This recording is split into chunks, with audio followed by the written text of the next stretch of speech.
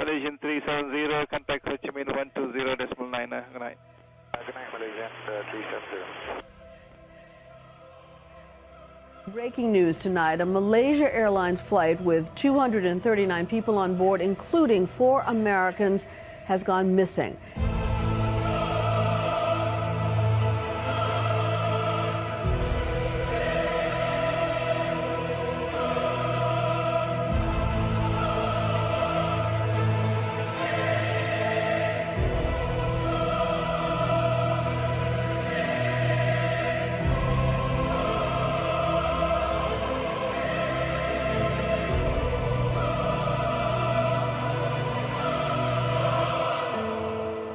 I remembered the line from the Hindu scripture, the Bhagavad Gita. Vishnu is trying to persuade the prince that he should do his duty, and to impress him, takes on his multi-armed form and says, "Now I am become death, the destroyer of worlds."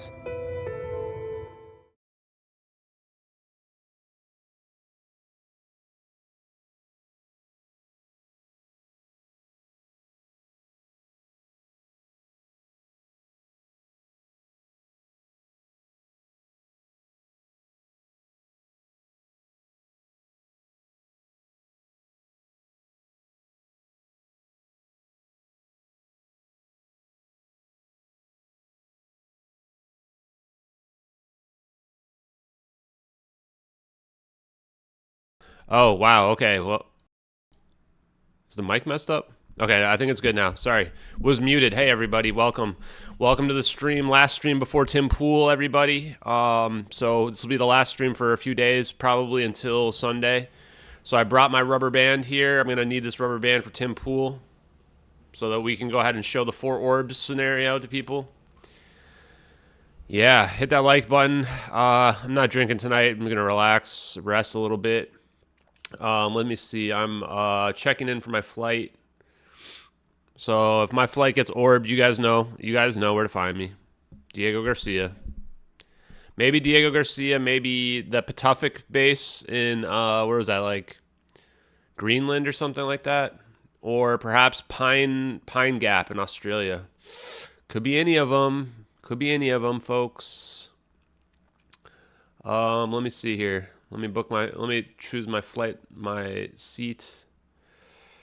Okay, confirm my seat on my plane. Okay. Yeah, should I see if Lulu wants to get up on stage here for us? Save a credit card. No thanks. No thanks. Looks good. Looks good. Let's check in for this bad boy. 1 carry-on, free. Perfect. That's what we need. That's what we need. Accept and continue. You know you're dealing with a high-quality podcast when they don't make you fly on Spirit Airlines or the janky one. What is the other janky one? Sun Country. All the ones that charge you like $50 for a bag. You are checked in. Nice. We are checked in, folks. Text this bad boy to ourselves. Okay, we're checked in. Flight is going to happen. Tim Pool is going to happen, folks. Beep, beep. You just heard it. I'm excited, guys. Hold on. Let's get Lulu up on the stage. Lulu, come here. Yes, you're right there. What is this? Let's see if we can do it, guys. What's this? Treats? Whoa. You want treats? We gotta entice her, folks. Let's see how she's feeling today. Come here. Come here. Come here. Good girl. Good girl. Okay, let's try it out. I'm gonna just try to grab her without like building it up. Good girl.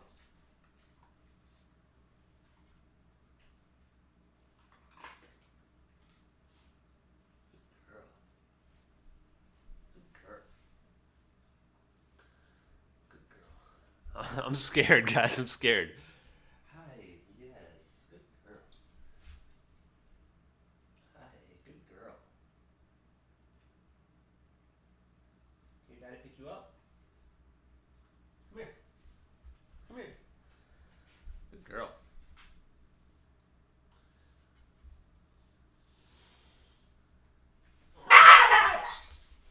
Okay. Oh. Good girl. Good girl. Good girls. Wow. Oh. Come here. Good girl. Okay, yes. Okay. There she is, folks. The biggest Dodgers. Good girl. Good girl. Oh, yeah. Oh, good girl. Good girl, Lulu.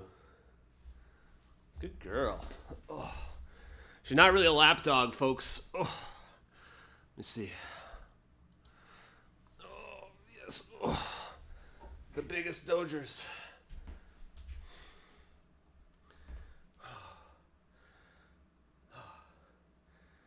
She's chilling. She's chilling. Yes, okay.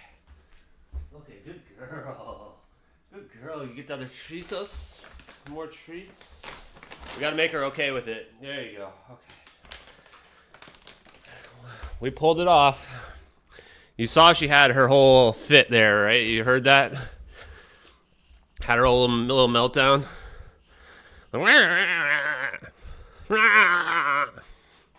That's my impression. She's a little chonky. She might be getting a little chonky. I think she's pushing 50 pounds. Good girl. Good girl. Good girl. One more treat. Let's try to get her happy so she doesn't freak out next time. Good girl. Okay. Woo. That's a doggo. She's got to go to the kennel, though. I feel bad. She's going to be in the kennel for a few days. Yeah, that's... Amanda, you nailed it.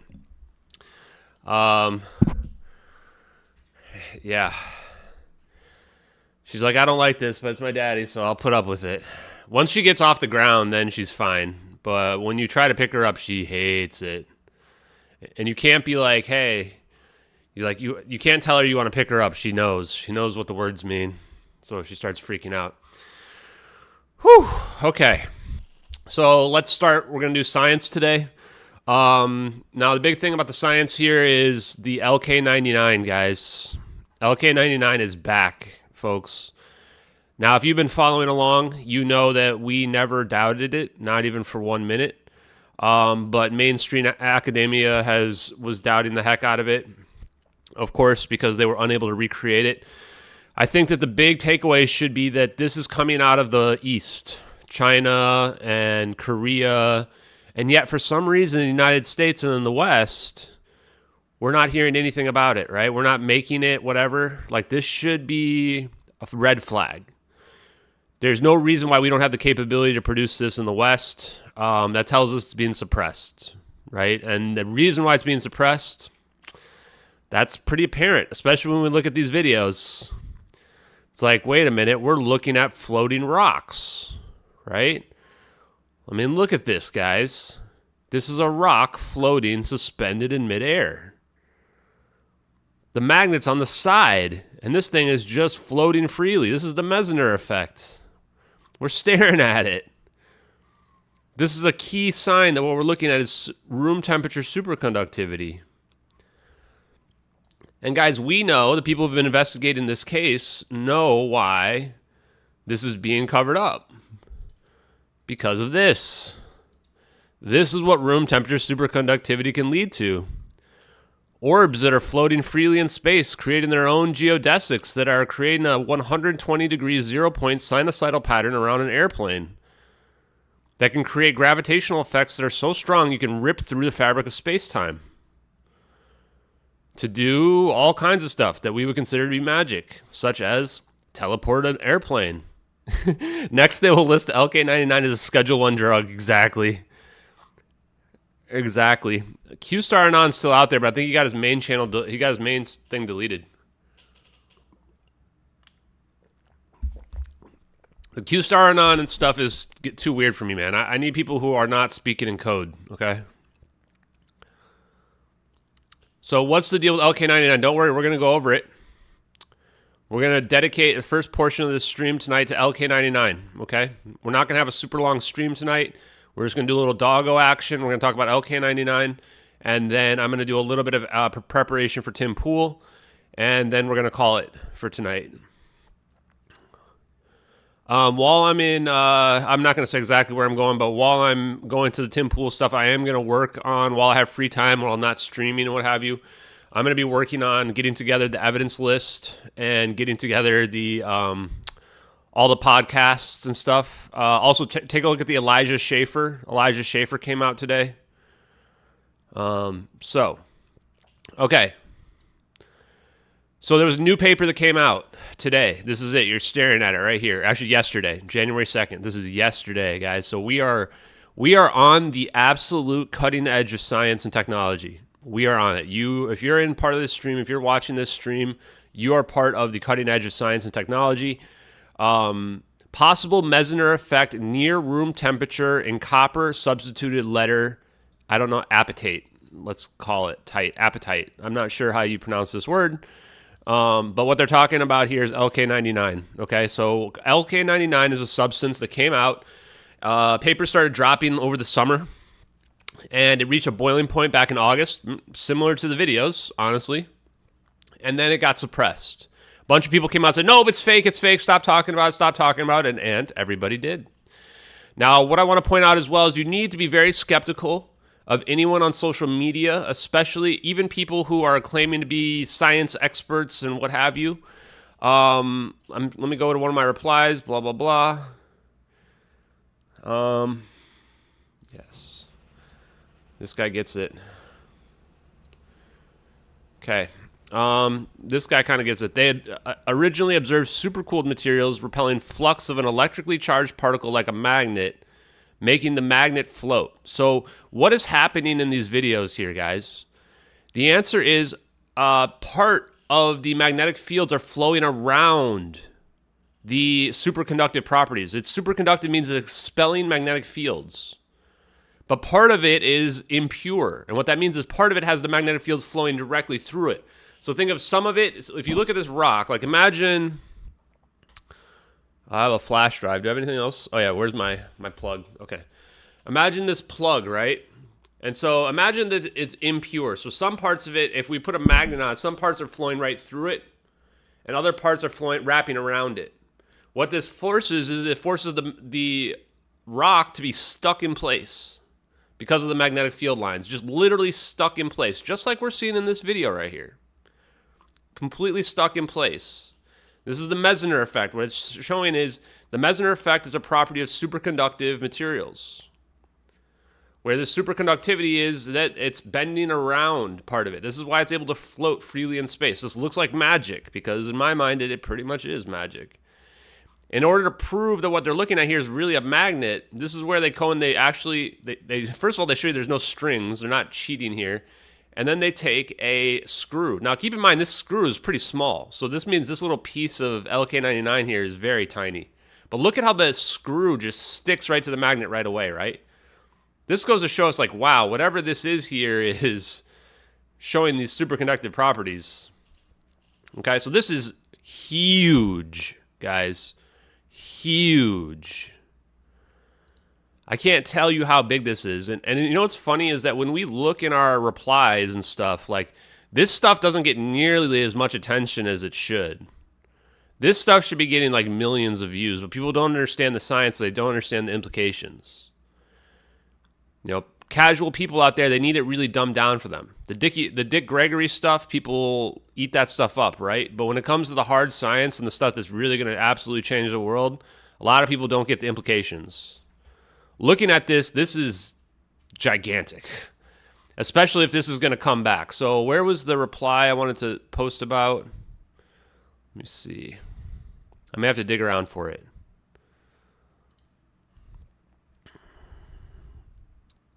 What's this?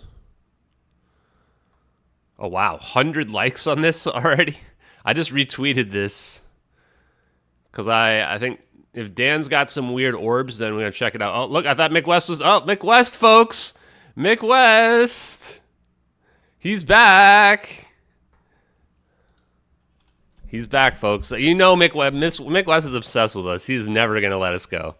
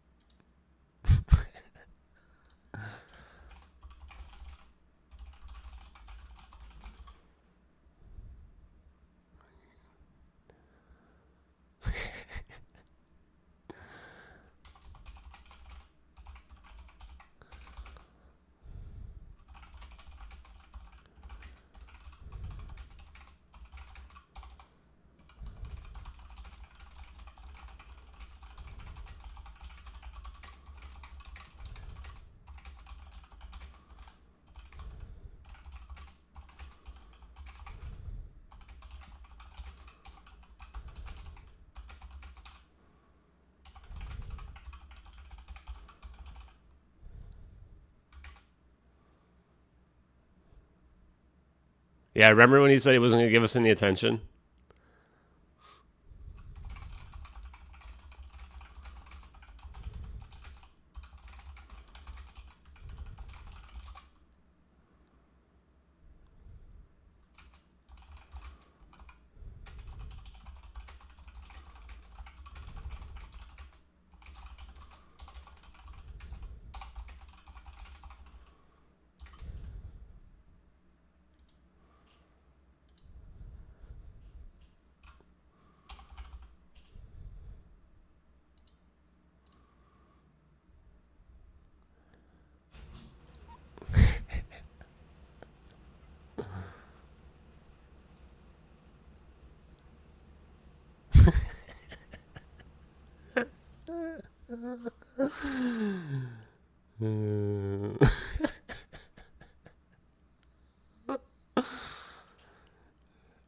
This is how we're going to deal with trolls from now on. Remember, Mick West is an expert, folks. No. No.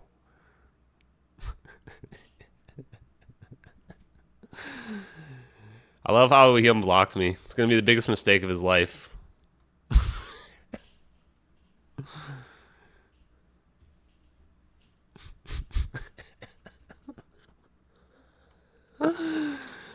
I want to retweet it. I might have to retweet this, guys.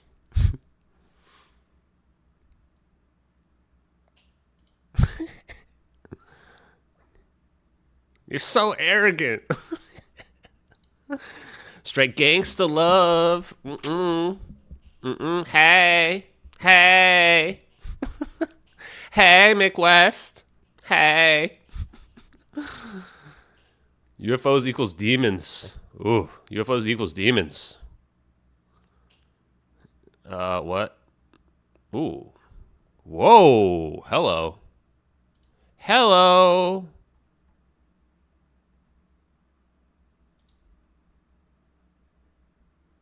Coco Island Intelligence Station? Well, let's add it to the list, folks. Signals Intelligence Station. Woo, that's spicy. Where is that? Oh, well, we're definitely checking this out. Where is this?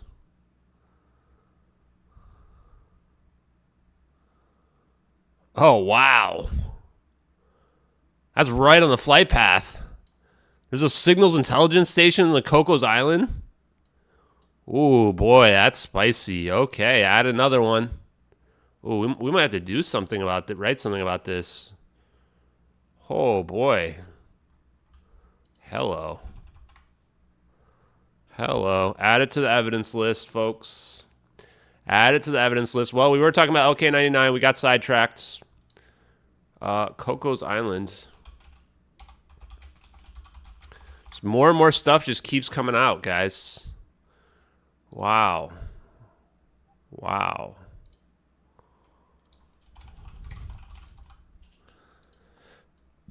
Okay, so there's another base 2012. U.S. military eyes Coco Islands future Indian spy base.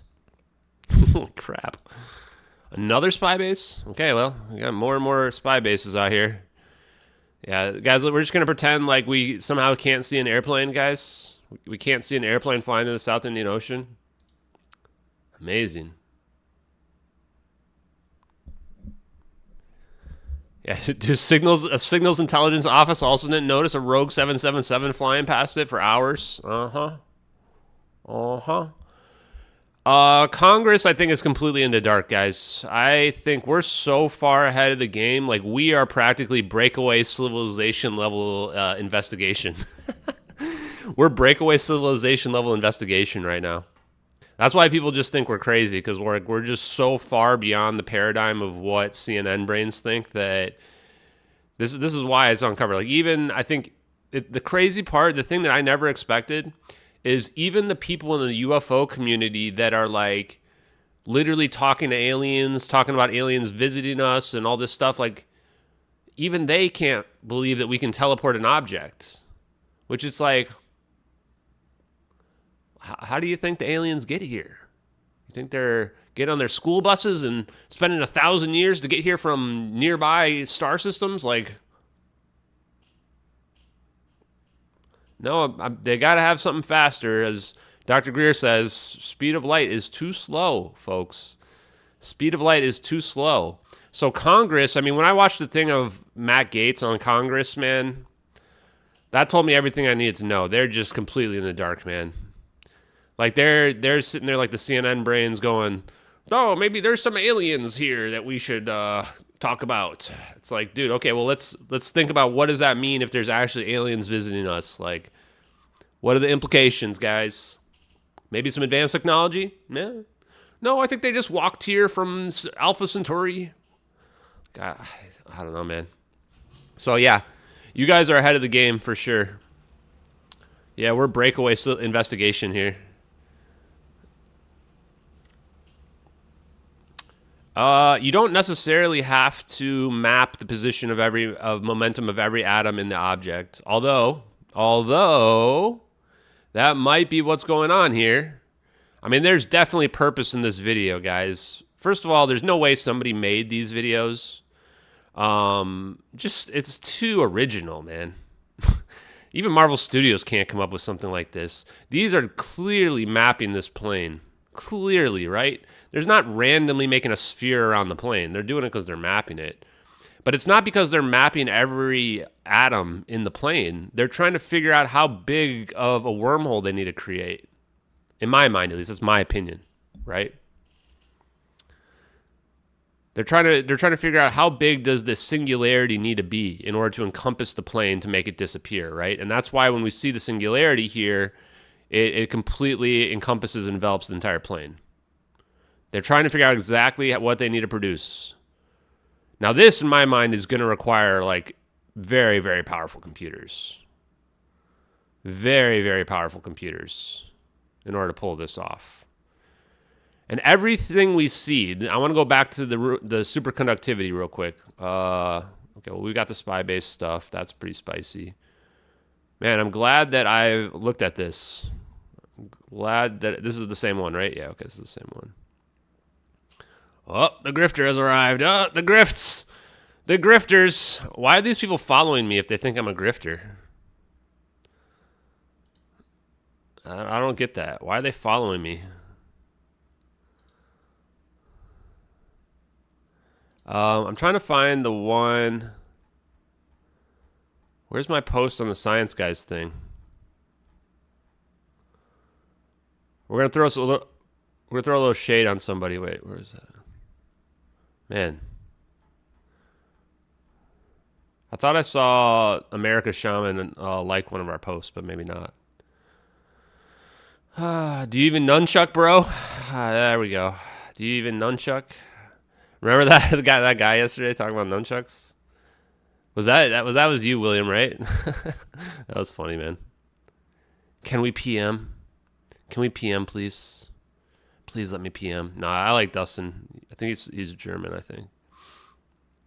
I'm looking. Yeah. Ooh. Ooh. William, he's throwing shade on you, sir. He's throwing shade on you. Where is it? Where is it? Huh. We're going to have to go to our replies, folks, to find it. We got to go to the replies. Where is the... I wish I knew how to quit, you folks. Here you go. I'll put that one in the chat for y'all. That's going to be our post for tonight. That's our main post.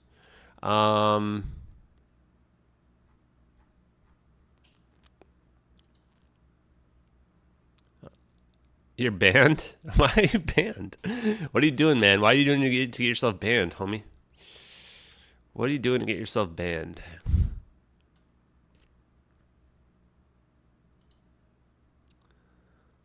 Why can't I pin this? It's funny, I can't pin my own message. They're like, YouTube's like, nah, you're not allowed to pin any X posts. Here it is, okay. Andrew Cott, let's say Andrew Cott or Cote, I don't know. Okay, guys, we're going to throw some shade on, is he a physicist? Engineer in fusion, okay? So I was following this dude back when LK99 first came out. And he was following it, how it was getting blown up, whatever. This, I'm going to, first of all, say I respect that people are looking into LK99 and what have you, but this dude is a prime example of what was wrong with social media and what's wrong with academics when they look into papers, is they have blinders on. What happened with it, he was following all these papers and stuff that were out there, and then one person said, oh, I wasn't able to replicate it. And then he immediately started perpetuating the false information, the disinformation that LK99 was not a superconductor and that the whole thing was dead, right? These are the types of people who should not be leading the charge when it comes to advanced technology. He's not somebody who's doing it himself. He's somebody who's out there who's just parroting whatever he hears on social media, right? And they're, of course, extremely skeptical, despite the fact that we're literally looking at videos of the Meissner effect, literally looking at videos. So this is not somebody that should be getting credit for this. The people that should be getting credit are the people like myself who've been perpetuating that it's real for months, even while everybody said it was disinformation, everybody said it was debunked. Those are the people that should be getting credit. The people that are out there like, oh, a new paper came up and now maybe it's real again. No, those people don't get any credit. This is not, like, this is what's wrong with social media. This is what's wrong with the scientific community, is that they care about what pedigree the people said. Like, oh, well, who said that? That's what I want to know. As opposed to, well, what is the factual basis of what we're dealing with? I'm literally looking at the Meissner effect on 2 videos. This is a rock floating freely over a magnet, guys. Right? It's like, oh, well, maybe it's fake. Okay, well, I've got a second video as well, right?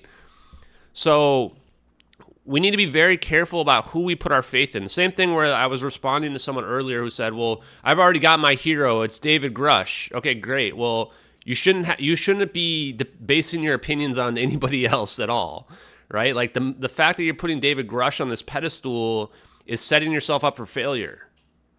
Because now what happens if David Grush gets compromised? What if David Grush can never tell the truth? What if David Grush comes out and says, oh, guys, it was all fake, right? Now you've just set yourself up for disappointment. Come to your own conclusions. That's why this investigation here doesn't depend on you believing anything that I say.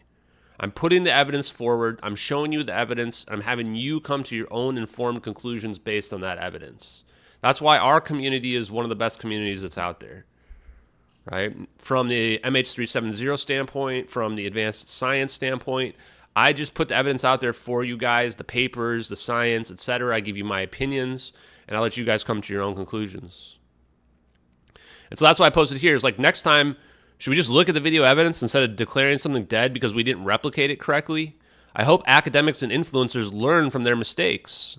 If one person makes a crappy lasagna, does that mean lasagna isn't real? Right? Do you guys get the analogy here?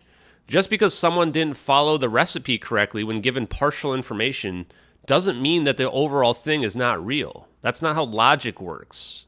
The fact that we have people who are literal engineers and they don't know anything about logic and reason, It's concerning. This is what's holding us back from achieving the scientific breakthroughs that we need, right? Einstein would look at people like Andrew here, who originally, quote unquote, debunked it, and he would be rolling in his grave. He'd be going, that's not how science works. Like, why don't you go out there and try to figure out what is the correct recipe? Not just go, oh, well, I failed, that means it's fake. Like, geez, man, the hubris of these people. It would be a different story if we didn't have multiple videos, but here's the funny part. This is why they released the videos. These people in Korea and China released these videos because they knew that there would be people who are like, oh, it's all fake. Let's everyone forget about it. Don't look into it anymore. Because then you can just literally look at it. You can literally see the levitation. You can literally just watch the Mesner effect. And it's funny because I bring this up to people and no one, much like the evidence that we bring forth with MH370, no one can debunk it. They don't attack the evidence. They just go, well, somebody said it was debunked. They do the equivalent of the Corridor crew said it was debunked. They wait for their favorite influencer / wannabe scientist on social media to tell them what to think. And then if they say it's been debunked, then they ignore the literal video evidence that's right in front of their eyes, where they can just watch it themselves. Let's watch the second video again, folks. All they have to do is just literally watch it. We have 2 videos already. Apparently there's going to be a 3rd video released. There's going to be another video released. You know I'm going to steal that video the moment I find it. So the moment we get that 3rd video of LK99 floating, oh, we're going to definitely be posting that on social media. Then we'll have 3 videos of LK99 showing the Mesner effect. So yeah, here was another one. It's like, this is why people make these videos. Hey everybody, by the way. Yeah.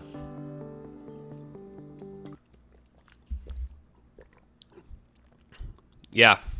It's Reddit brain, man. It really is. And the reason why Reddit brain's such a good term is because the whole thing about Reddit is that it's not about what you say. It's about who said that. What was your source? Who's your source? How does that make me feel?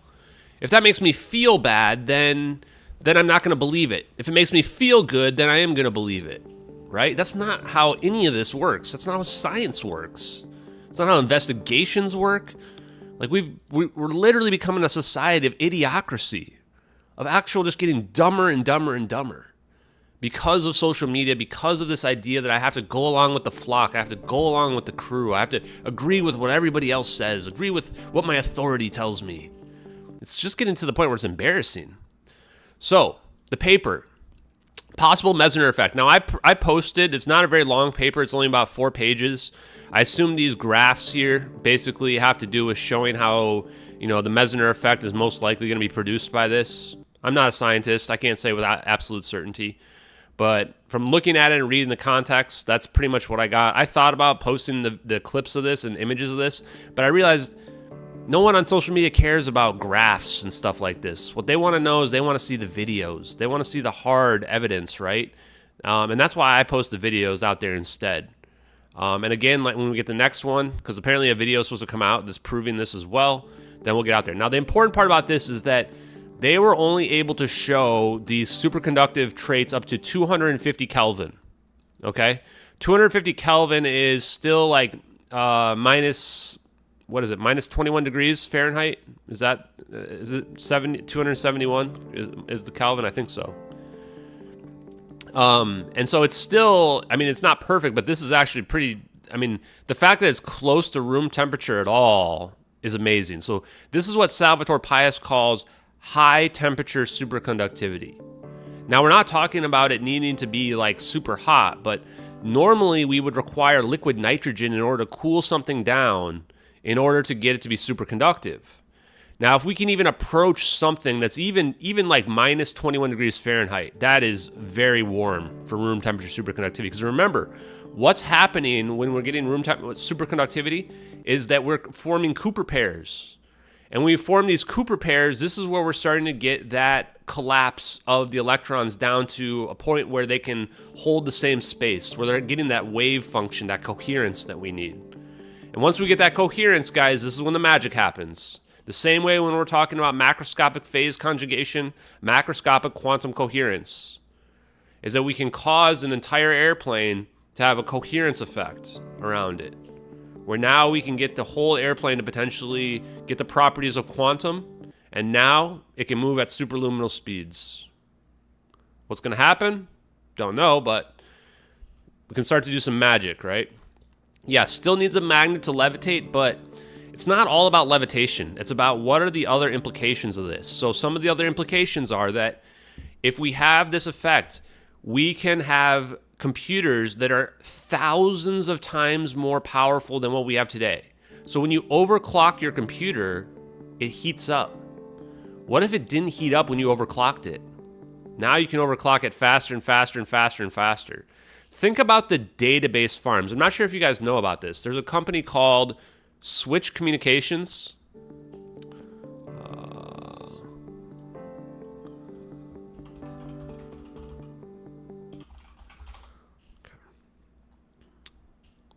A friend of mine's family or dad is a big investor in this. Based out of Las Vegas, okay? If you look at these database farms, and they're just one of them, look at how big these database centers are. I actually did a tour of one of these. They have people with armed guards protecting these. I won't say who all their clients are, but they have clients that are like, you know, big like companies that have, like, if you were to, let's say, play video games online and you're playing on those servers online, like this is the type of place where they're being hosted. And a lot of what these places come down to is how do you cool these data centers? How do you keep them cool? Because look at how many computers. Can you imagine how many computers and servers there are in here? There's thousands, maybe tens of thousands of servers in here. So now if these are all perfectly cool and you remove the issue of keeping them cool because you have room temperature superconductivity as possible, this changes the game. This completely changes the game when it comes to how we can store databases and database farms. Now they become extremely cheap and extremely powerful. Just this alone is a game changer for everything that we currently know about technology and how we use technology today. I'm gonna, one second. Jesus, what is wrong with this? My dryer is just sitting over here like, I'm just gonna keep going. It's been done for like an hour. Wait, is there music?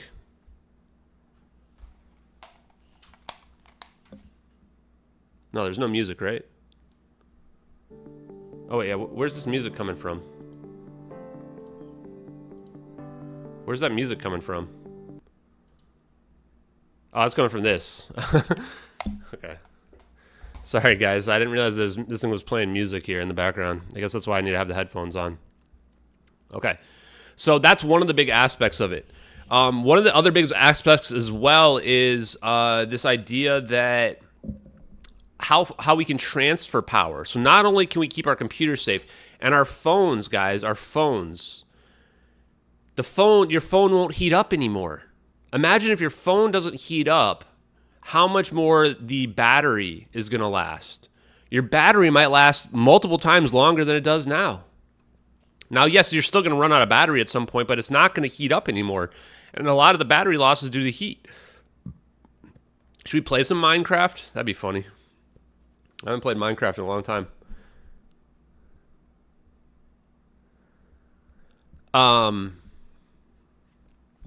So yeah, we can send power a long way. Now, if we can send power, so the big thing about sending power somewhere is that you lose. There's a degradation of power due to the heat when you send it.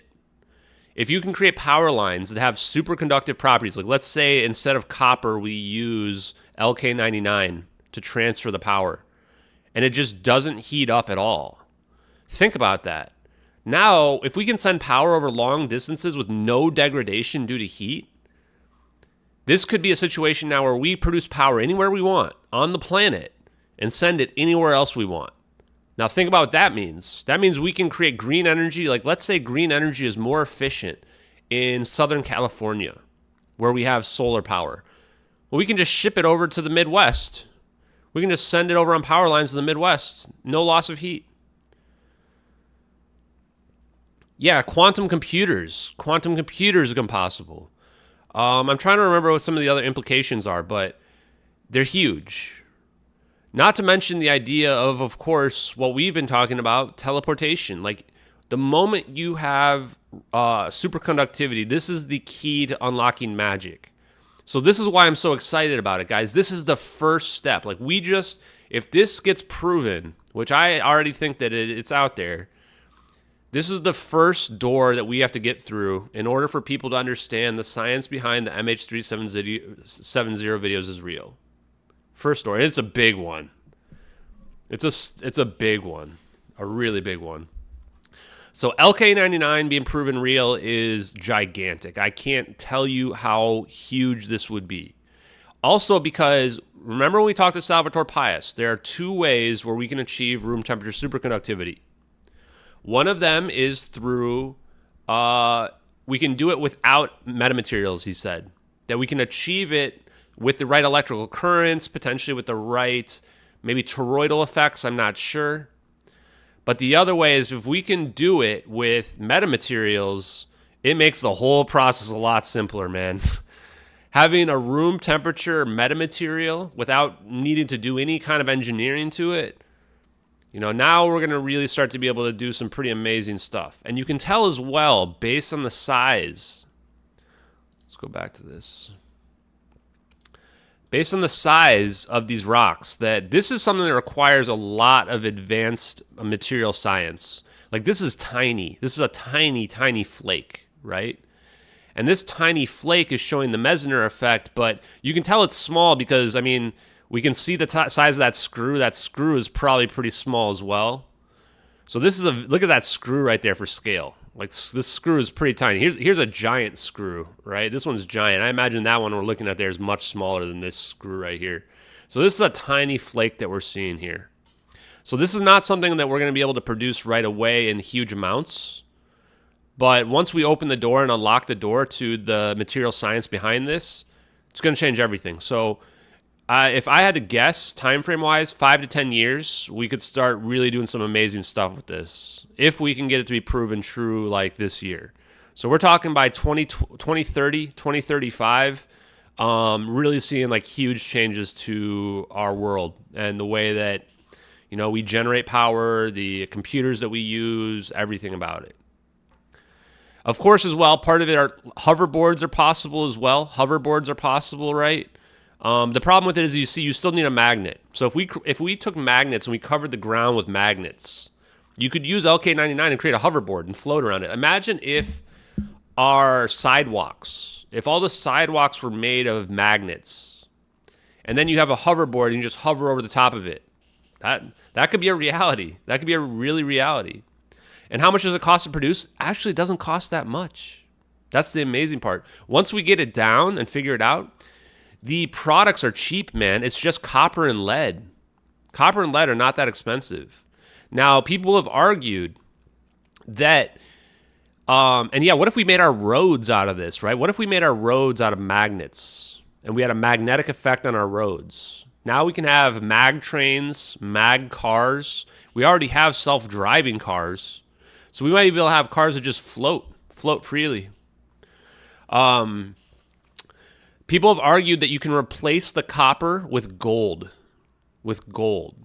Now, if you have gold in there, the problem with gold is it's really, really, really expensive. Some people even argue that if UFOs are visiting us, this is why they're mining gold, because it's a very rare metal, right? And maybe the gold is needed to produce this type of room temperature superconductive elements, metamaterials.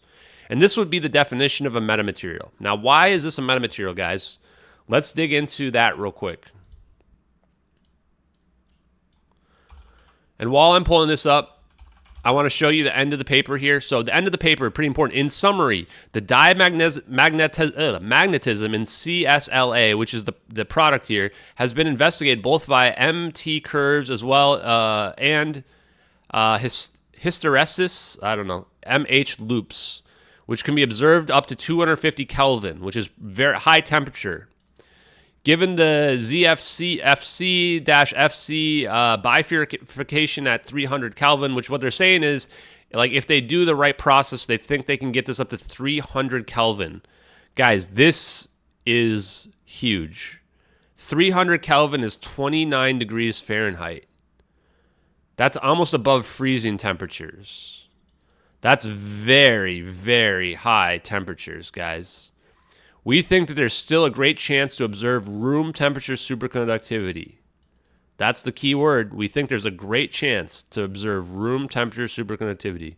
The signals in our sample are still relatively weak, so we have to devote efforts to further synthesizing scalable samples with more active components.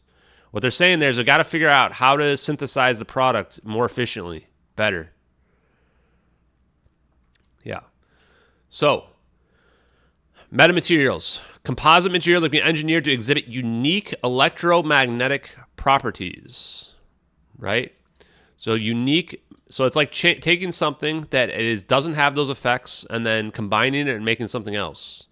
The amazing part is neither lead nor copper are magnetic.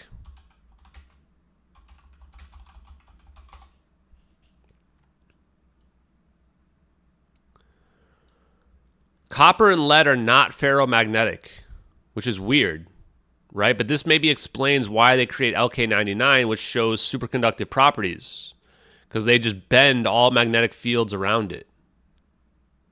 Pretty amazing.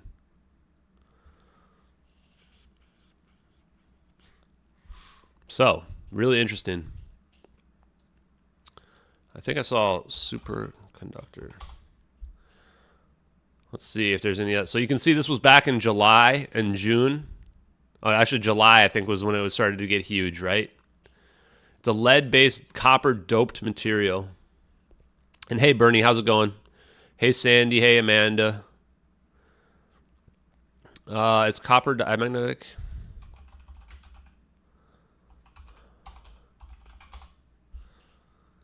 Yeah, copper is diamagnetic. It repels magnetic fields, right? But this is taking it to the extreme. So you're taking lead and you're doping it with copper. So you're changing the chemical makeup, or you're making this metamaterial by changing atoms around one at a time. You know, imagine if we had perfect material science and we could create sheets. And we could say, okay, one layer of lead, one layer of copper, one layer of lead, one layer of copper. That's the idea here. Now, we're doing it in a crude way. We're like cavemen, and we're going, let's just cook it. We're trying to cook it, right? And of course, it's not going to be efficient when we try to cook it, because we're just hoping that when we cook it, we randomly get the right properties that we need. That some of it's going to be the right stuff, some of it's not. We really need material science where we can, at an atomic layer, combine the materials together. That's probably well beyond where we're at now. Maybe, decades beyond where we're at right now. But we'll get there eventually. And when we get there, if stuff like LK99 is real, imagine what other metamaterials we might be able to produce, right? We might be able to find a superconductor that's even better than lead and copper. Maybe lead and gold is even better than that. I'm not sure. So you can see that this was July, and then it got debunked like about a week later, a couple weeks later in early August, right? LK99 is not a superconductor. Everybody, stop looking at this. Look at this Nature Journal thing, man. How sleuths solve the mystery. Guys, this is why science is dead in the West. Science is dead in the West. It's not about the evidence. It's about what people with pedigree tell you to think. What do the experts say? The experts say that it's not really a superconductor. The experts say that a plane crashed into the South Indian Ocean and somehow didn't leave a debris field. Do they have to explain it? No. You just believe what they say. Should you believe your eyes? No, don't believe your eyes, folks. Don't believe your eyes. Believe what the experts tell you. It's a magic trick. It's a magic trick. They don't say how they're pulling the magic trick off, but it's a magic trick.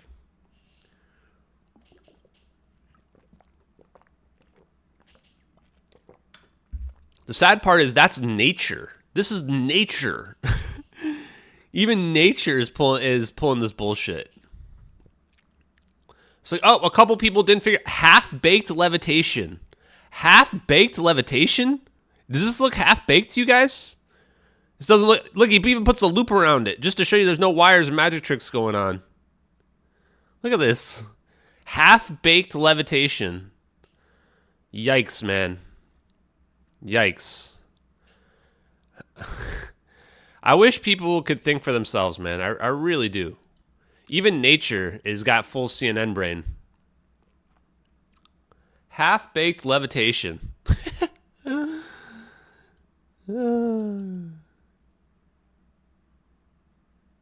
By contrast, superconductors that levitate over magnets can be spun and held even upside down, guys.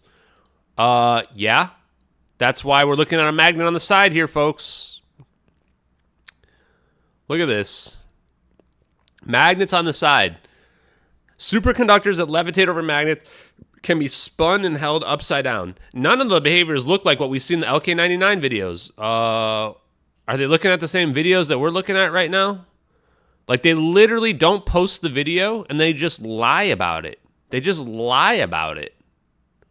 Like, who is this person? Who is this person? Van Gemp? Who is this idiot?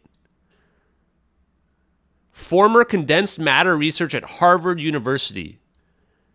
I mean, these people are just idiots. Complete idiots. This is why science is dead. Harvard University doesn't mean shit anymore, sadly. I mean, for other reasons too recently, but wow, man. A former condensed matter researcher can't just look at the videos with their eyes. This is what blows me away, guys. Man, embarrassing, man. Embarrassing. I hope that Derek Van Gennep comes out and says, yep, I'm an idiot. I should have just used my eyes to look at it and watched it, as opposed to... I almost guarantee you that this person never watched the videos and that they just based their opinion off what they read on Twitter. They probably literally just based their opinion on what they read on Twitter. I hate to say that, but that's how people actually work with it. And then they pretend like this is a form of disinformation where people absorb the opinions of others and make them their own opinions, right? Even if it doesn't make any logical sense. Nobody looks into anything. They just go, oh, well, Twitter said it was fake, so I'm going to go ahead and just repeat and parrot what I heard. I'm not going to go look for myself, come to my own conclusions. Blows me away, man. Half levitation? Guys, it's full-blown levitation, man. Yikes, man. Anyway, okay. Have we talked enough about superconductivity? And I think this is very strong evidence that this science is being suppressed in the West. This is being suppressed in the West. If you're in America, if you are in Europe, Western Europe, why don't we have academic papers that are doing this? We definitely have the same technology China has. Well, our material science, our shops and engineers should be just as good, if not better. And yet, you don't see any of this stuff coming out of the West. It's all coming from China and Russia. This tells me that this stuff's being suppressed by us. I have slow mode on, by the way, Nathaniel. I actually have slow mode on. So yeah, it's blowing up, man. This is a huge topic. I can't wait to see what comes from this. And again, I just want to say this is important because we've been saying this is true as part of our investigation. We have been saying that this is true. I have been going on 50 plus podcasts, and probably on half of them, I say that LK99 is real. In fact, it's on our evidence list. Guys, I already have the evidence list up, guys. What does this say right here? LK99 in the emergence of room temperature superconductivity. This has been on the evidence list since the very first time the evidence list was created back in September. The whole time. Every time I do an interview, I bring this up. And then people go, you know what they say to me? Oh, I thought that was debunked. Every single time, that's what they say. We are some of the first people to be the ones to agree that LK99 appears to be legit. That we are, as a human species, we are at the emergence stage of room temperature superconductivity. This is going to be a giant breakthrough for mankind that will change the world, 100%. And it's one of the requirements in order for teleportation to be real. We need room temperature superconductivity because we need to be able to create superconductive properties that can amplify and create high-frequency gravitational waves, as well as, what's our other one called? I always forget the other acronym. I'm going to have to memorize this. High-energy electromagnetic field generator, guys. High frequency gravitational waves, high energy electromagnetic field generator. We need superconductivity for this to work. Are there extra spaces in here? I hate when there's extra spaces, guys. I'm really OCD. Okay. So I'm going to read these off too, because what can room temperature superconductivity do? Let's just read high frequency gravitational wave generator. Generate high power, high frequency gravitational waves by high frequency accelerated axial rotation and or accelerated high frequency vibration. Gravitational waves produced by propagating electromagnetic radiation through strong magnetic fields. Enable macroscopic quantum coherence, namely possible quantum mechanical behavior for or of macroscopic objects. Multiple high power, high frequency gravitational waves focused on a single point. I'm going to edit this a little bit. Can induce a space-time curvature singularity. They can generate a gravitational well in the flight path.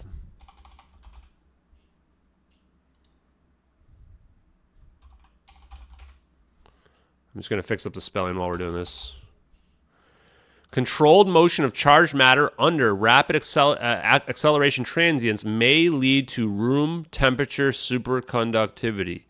Controlled motion of charged matter. Does this sound familiar, guys? Does this sound familiar? Controlled motion of charged matter under rapid acceleration transients may lead to room temperature superconductivity. He's talking about creating Cooper pairs here. You can force the Cooper pairs to create if you have charged matter under rapid acceleration transients. Does that remind anyone in the chat of anything? Anyone in the chat? Does this remind you of anything? Controlled motion of charged matter under rapid acceleration transients. Anyone?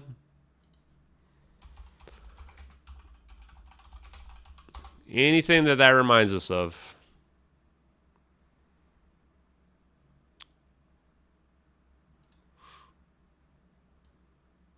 How about systems and methods for generating coherent matter wave beams? By Lockheed Martin, folks. Systems and methods for generating coherent matter wave beams are provided. This is what they're talking about. In my mind, they're talking about using this to create a coherent matter wave beam that can produce room temperature superconductivity. This is one of the prerequisites that we need. This is potentially the prerequisite to be able to produce high-frequency gravitational waves, as you need a coherent matter wave beam. So that's one way to pull it off. Now, if we have LK99, then you can subtract this whole thing. You don't need this one. You can pull it off with something else. Nuclear fusion can be engineered. Energy may be amplified to such a high degree as to generate a space-time curvature singularity leading to the total destruction of a planetoid or asteroid.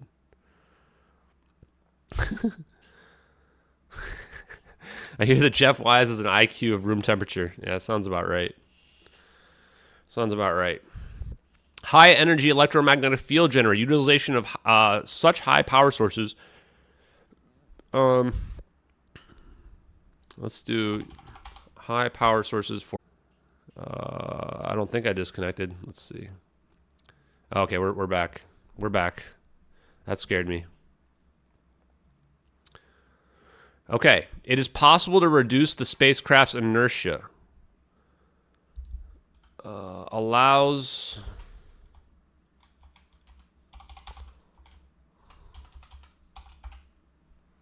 for smooth sailing through negative pressure, repulsive gravity of the void. Sound familiar, folks? Sound familiar? Yeah, CIA has entered the chat for sure. We're talking a little too much to think today, folks. You've had a little too much to think. We're gonna have to take your keys. Not allowed to stream. You've had a little too much thoughts, a little too many free thoughts out there. Can't be allowing that. Talking about high frequency gravitational waves probably got us on some lists. Probably on some lists. Okay.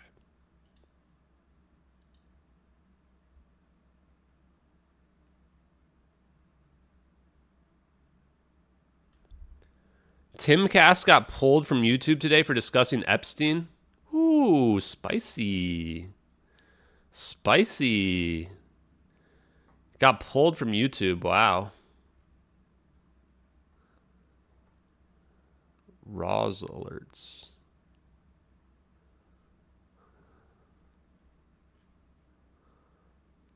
Sorry, I'm just checking the Discord real quick. Maybe I shouldn't talk about Epstein if it's going to get us pulled.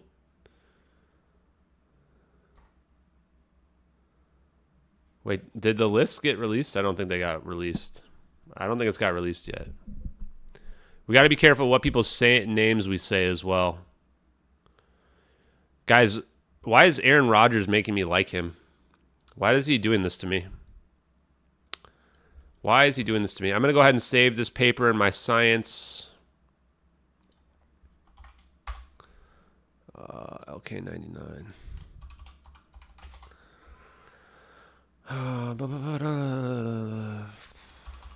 So I can close this.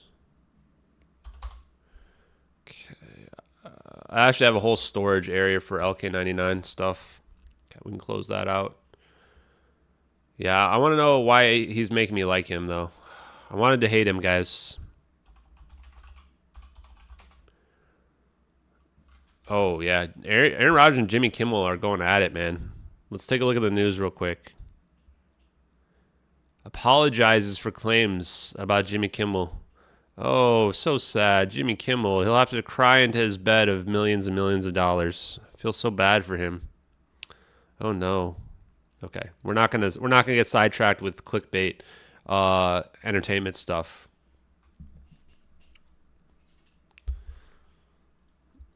Boom, boom, boom. Wait, do we have a fake Jeremy Corbell in the chat? Yeah, we got a fake Jeremy Corbell in the chat. Look into Bob Lazar and Element 115 instead. Guys, don't look. Don't look, guys. Your eyes, don't look at the science. It will burn you. Go to channel. 5 subscribers. Quantum yoga instructor. It's funny. Okay. I love how they think people really don't want you to look at this stuff, huh? They really don't want us to be looking at. People don't want us looking at the videos. They don't want people looking at LK99 because it's being suppressed in the West. Don't look, guys, don't look. Your eyes will get burnt. Don't look at the videos. Don't look at the videos, folks. It's all fake. Everything's fake except for what I tell you. Be a good sheep.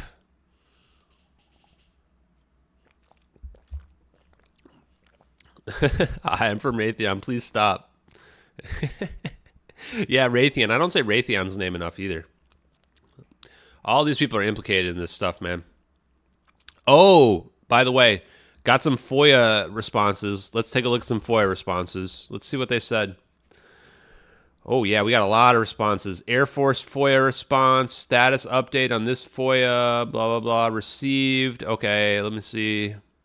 What else we got? Ooh, temporary password. Okay, so the Air Force has received our FOIA.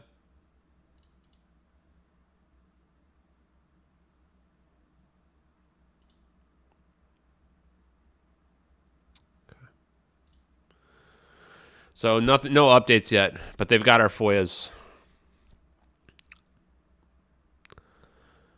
I'm not sure about Element 115 anymore, folks. This blows Element 115 out of the water. This blows it out of the water. This is something that will actually change our whole reality. Element 115 might not even be real. And even if we were to synthesize Element 115, then we have to find a way to produce energy and gravitational waves from it, right? This is actually going to produce gravitational waves. This is going to actually lead to the production of gravitational waves without Element 115. Yeah. Should we send Jeremy Corbell another message? He'll probably stop following us. Let's actually find out. Maybe he already stopped following us after the last one. Honestly, if he stopped following me after the last one, I wouldn't even blame him. We trolled him pretty hard, guys. We trolled him pretty hard.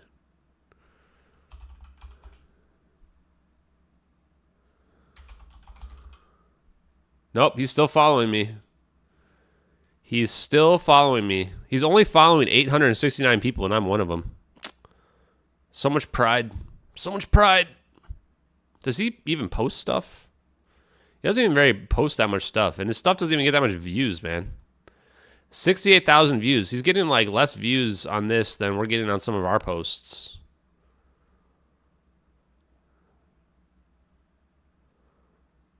Yikes, dude. He's retweeting people like this fettuccine split loser. Wow. Wow.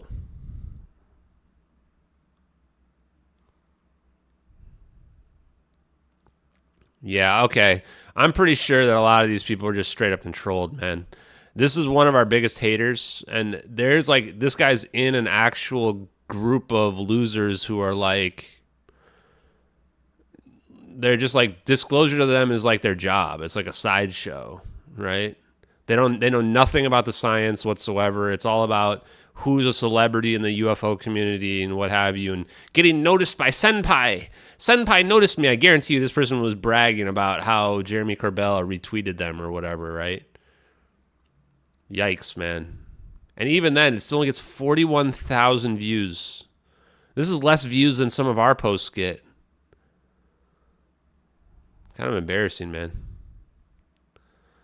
Maybe I am a big deal in the UFO community. Who knows? Yikes, man. And you notice it's all these same people. Why am I following this guy? I guess it doesn't matter. Yeah, like, we got to get rid of the old guard, man. We got to get rid of the old guard here.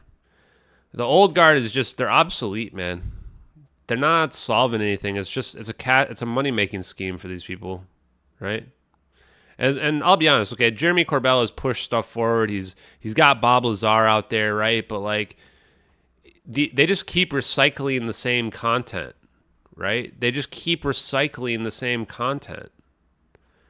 What did I see earlier today too? There was some new documentary coming out, and it's like there's going to be a new clip in it, so everybody's got to watch, right? It's just the DoD Navy videos again and again and again. And then they just post like, oh, here's one new 5-second clip that somebody found on social media. Just regurgitating the same content over and over again.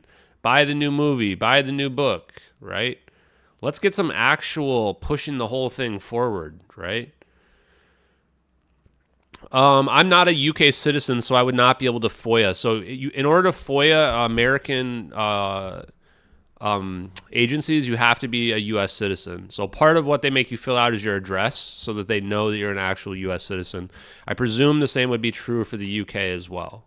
So if people want to FOIA the U.K., you most likely need to be a U.K. citizen. So I would recommend, if you guys are interested in that, go ahead and do that. Okay.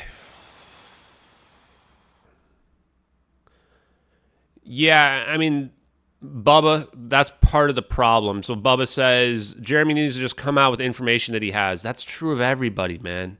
All of these people out there, man, they're not just coming out with the information they have. If you look at what we're doing, we're pushing the information out there. I'm streaming the information, bringing it to you before we even write it up. All these other people are just out here like, trying to drag you along. They're trying to drag you along. Watch their podcasts. Like what do they actually have, right? They have a bunch of theories, but they're not even scientists. They're not even trying to understand the science. They're just literally going, oh, and these objects are floating around in the sky. Okay, I get it. How? Coulthard's probably the worst one of them all, right? To go out there and say stuff like, look at Trump. Like, dude, this is just clickbait nonsense. Go wait for Trump. He's going to say something. He doesn't have any inside information about Trump. He's not connected like that. Or to say like, oh, the thing about the buried UFO is like the biggest BS ever, man. The biggest BS ever. Like, oh, go find the buried UFO. It's so large that you can go find it on Google Earth. Like, that is just straight up clickbait nonsense. If you had any real information, you would just tell people exactly where it is. You're not going to tell people go looking around for it. Oh, guys, my sources are telling me that if you give me another $10 for my new book, that you can find a UFO buried underneath the ground. Like, come on, man. Come on, Ross Coulthart. Be a real journalist, man. And I'm sorry, I know some of you guys like Ross Coulthart. You guys might like these guys. I don't have anything against them. I just want them to tell the truth and be actual journalists. I'm so tired of fake investigative journalism. Investigative journalism's dead in this world right now. Have people actually go dig up, pull the evidence up, and present it right up forward, not announcements of announcements and all this crap that keeps happening. Just the worst, man. Okay. Yeah, they never look into the science. Why aren't they looking into the science, man? That's the thing I can't figure out. Why aren't they actually just looking into the science? Like, we're looking at, like, we're bringing stuff like ER equals EPR into the forefront. This isn't even a new concept. This is older than the MH370 videos. Why are people not bringing this forward? Somebody told me today that this last segment that I posted here has been hypothesized to propagate an electromagnetic field can replace the need for negative energy required to keep the wormhole open. This is the key. This is the key. The electric fields will allow it so that they can actually continue to traverse to the end point. That's what the orbs are doing. That's why we need the orbs. Like, we can only figure this out because we have videos showing us how it's done. We have videos showing us how it's done. I better follow Dan Boydingo as well, just, right? Now that I think about this. How do you say his name? Oh, I am following him. Okay, good. Just in case he actually reaches out to us now. I'm realizing we're probably getting a lot of traction with that retweet I did. James O'Keefe is actually a good journalist. That's the sad part, man. He's actually a good journalist. He's actually an investigative sting operator journalist. You love him or hate him, he's actually going out there and performing on the streets in journalism, catching people in sting operations. Respect to him, right? He puts the work in. He really does, man. But this is what we're seeing here. Is the reason why the orbs are there is because the orbs are actually probably allowing for the inertial mass reduction, and they're allowing for the electromagnetic, what did I say? The electrical fields needed in order to replace the negative energy requirement. Because the whole point is you need this negative energy to keep the wormhole open. But maybe you don't. Maybe the orbs can pull that off, right? This is why it's so big that we have the videos. We're working backwards. We did some prep for Tim Pool. We probably need to move on to that. Gotta think about this. So the first thing I think that we need to do, this 181 doesn't have anything to do with anything. Don't read too much into this 181, guys. I've been reading anime online, and this is the chapter I'm on. I had to save it somewhere so I wouldn't forget. 181. That's not any magic code. If anyone's into numerology, that's not... Don't dig too much into it, okay? This isn't hand signs or whatever. It's not a conspiracy. It's just me reading anime. The first thing we need is an introduction, and we actually have to include LK99 and superconductivity now. The science, we got to start with superconductivity. So from talking with Jeremy a little bit, his advice was we need to dumb it down for the CNN brains, and I kind of agree. We have to not get too deep into the science. We have to keep it on the surface level. But we have to go deep enough that the people who are the real scientists who are watching, that they get enough that they get caught on the hook, right? We need the bait out there so they get caught on the hook. Because otherwise, if we don't dig too much into the science, people are going to say the same thing they always say is, oh, he's just making up scientific mumbo-jumbo.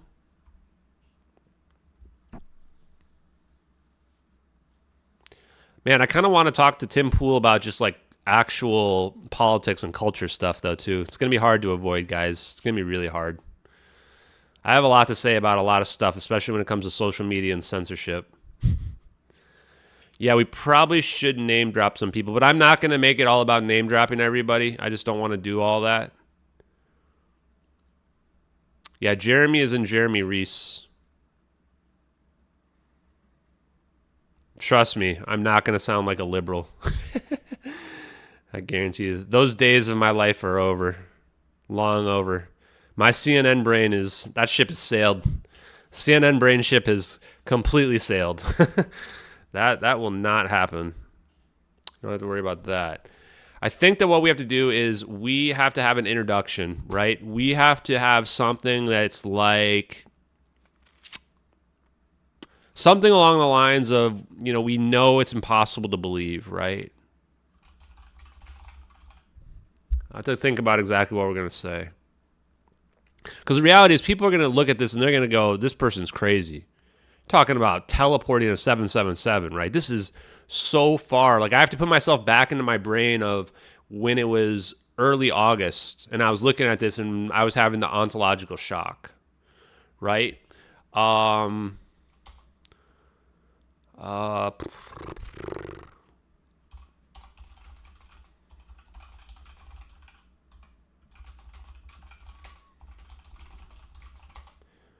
So we have to kind of set the framework. Yeah, and I'm not trying to hate on everybody who's liberal out there, guys. I know that I like the old classical liberals, guys, the classical ones. Some of you are probably some of them, right? The ones that believed in freedom of speech, that believed in freedom of, bodily autonomy, bodily autonomy. God, why is that so hard to say? Believed in the principles of freedom, right? That's what liberalism used to be all about. Liberalism used to be about being adaptive to change. The classic liberalism. And now we're in a point where it's just flipped to this, like, I guess you could call it neoliberalism, which is more like fascism than anything else. It's kind of ironic, right? Where because politics is a bell or is a horseshoe, right? I think the horseshoe theory really fits. The further you get to the extreme, the more they become the same in the middle. And that's the weird part about it, right? Is that I think that, and one thing I want to say just real quick on politics is that fascism is not exclusively right wing. Fascism itself fascism has been left wing and right wing. It's just a matter of authoritarianism, right? That's what leads to fascism, is this idea that everybody needs to think the same. I think that we are at our best when people disagree, when people have different opinions, and that when we can express those opinions to one another and we can disagree, but then we can find common ground and where we can determine what the truth might be, right? The moment you start to suppress people of one side and create this homogeneous sphere, this is where we stop being productive, where we stop discovering new things, right? And you see this in lots of aspects of society today. It's not just about culture and what have you, but that's part of the reason why I'd like to talk to Tim Pool about some of those things, because he's somebody that I think gets demonized because he wants to talk about some of these topics. Now, I probably won't agree with him on everything from a political perspective, because I do believe that we should treat everybody equally. And I think that I'm very anti-war, but maybe he is too. I don't know. I don't want to prejudge anyone. I don't want to prejudge Tim Pool as well.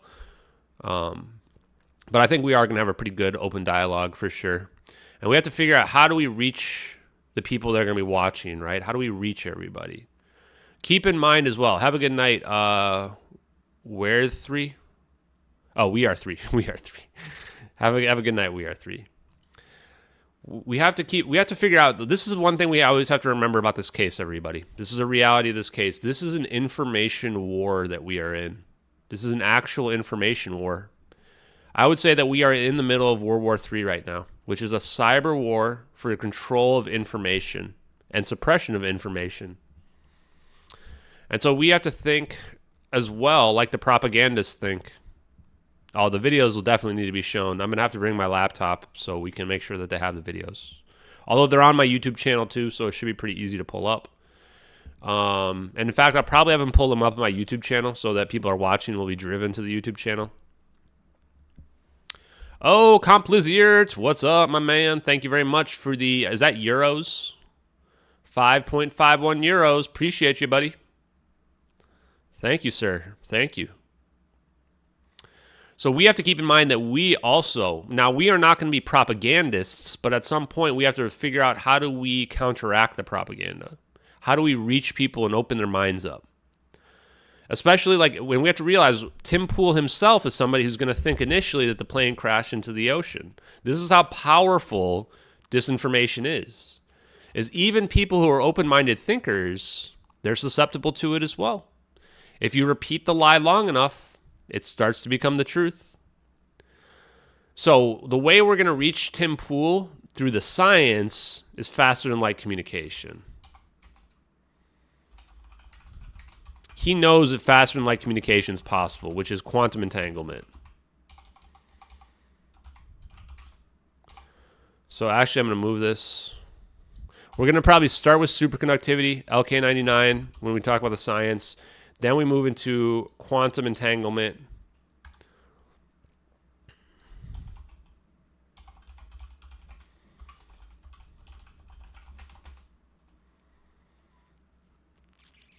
Which is faster than light communication, right? Because that's something that Tim Pool will be able to connect to. He's going to say that, oh yeah, I know that faster than light communication is possible. No, he'll know what it is. We got our shout out, he actually said that he's seen DoD science and what have you that showed that faster than light communication was possible, right? And that there alone is going to be the way we can open the door up to the rest of the stuff. Because then we go, okay, well, if you think that's real, well, that, you mix superconductivity and quantum entanglement, and now you've got macro scale quantum teleportation becomes possible, right? I think that it's not that people have shifted to the right, but the Overton window is shifted to the left. And then the people that were in the middle before are now right wing, right? You see people doing it to me too for the crime of what? Saying that a guy who spent his time in prison isn't a bad guy. Just because I hang out with in spaces with Jake Chansley, people think that I'm right wing, QAnon adjacent. Come on, man. People are allowed to like other people even if they don't agree with their politics and beliefs, right? And I just happen to think that Jake Chansley is a really nice guy. I mean, he's one of the nicest people I've ever run into. I think that he would never hurt anybody in this world. And if you just listen to the stuff he says, I think people would come to the same conclusion. Oh, let's see. Okay. So this is going to be hard for people to believe. It's going to be one of the greatest conspiracies of all time. Sloppy cover-up. Technology will change the world. I think that's how we start, right? That's our introduction. What else do you guys think? He's obsessed with graphene? I also think it's very important that we do well in this podcast because this podcast can be a gateway to reaching a lot of people, not just through Tim Pool, but through other people who are going to be watching. There could be as many as 50 to 100,000 people watching in real time, let alone the number of people that will watch on recording could be close to 1 million. So this could be a pretty big one, guys. We need to make sure we hit the high points on all this. Oh, I know.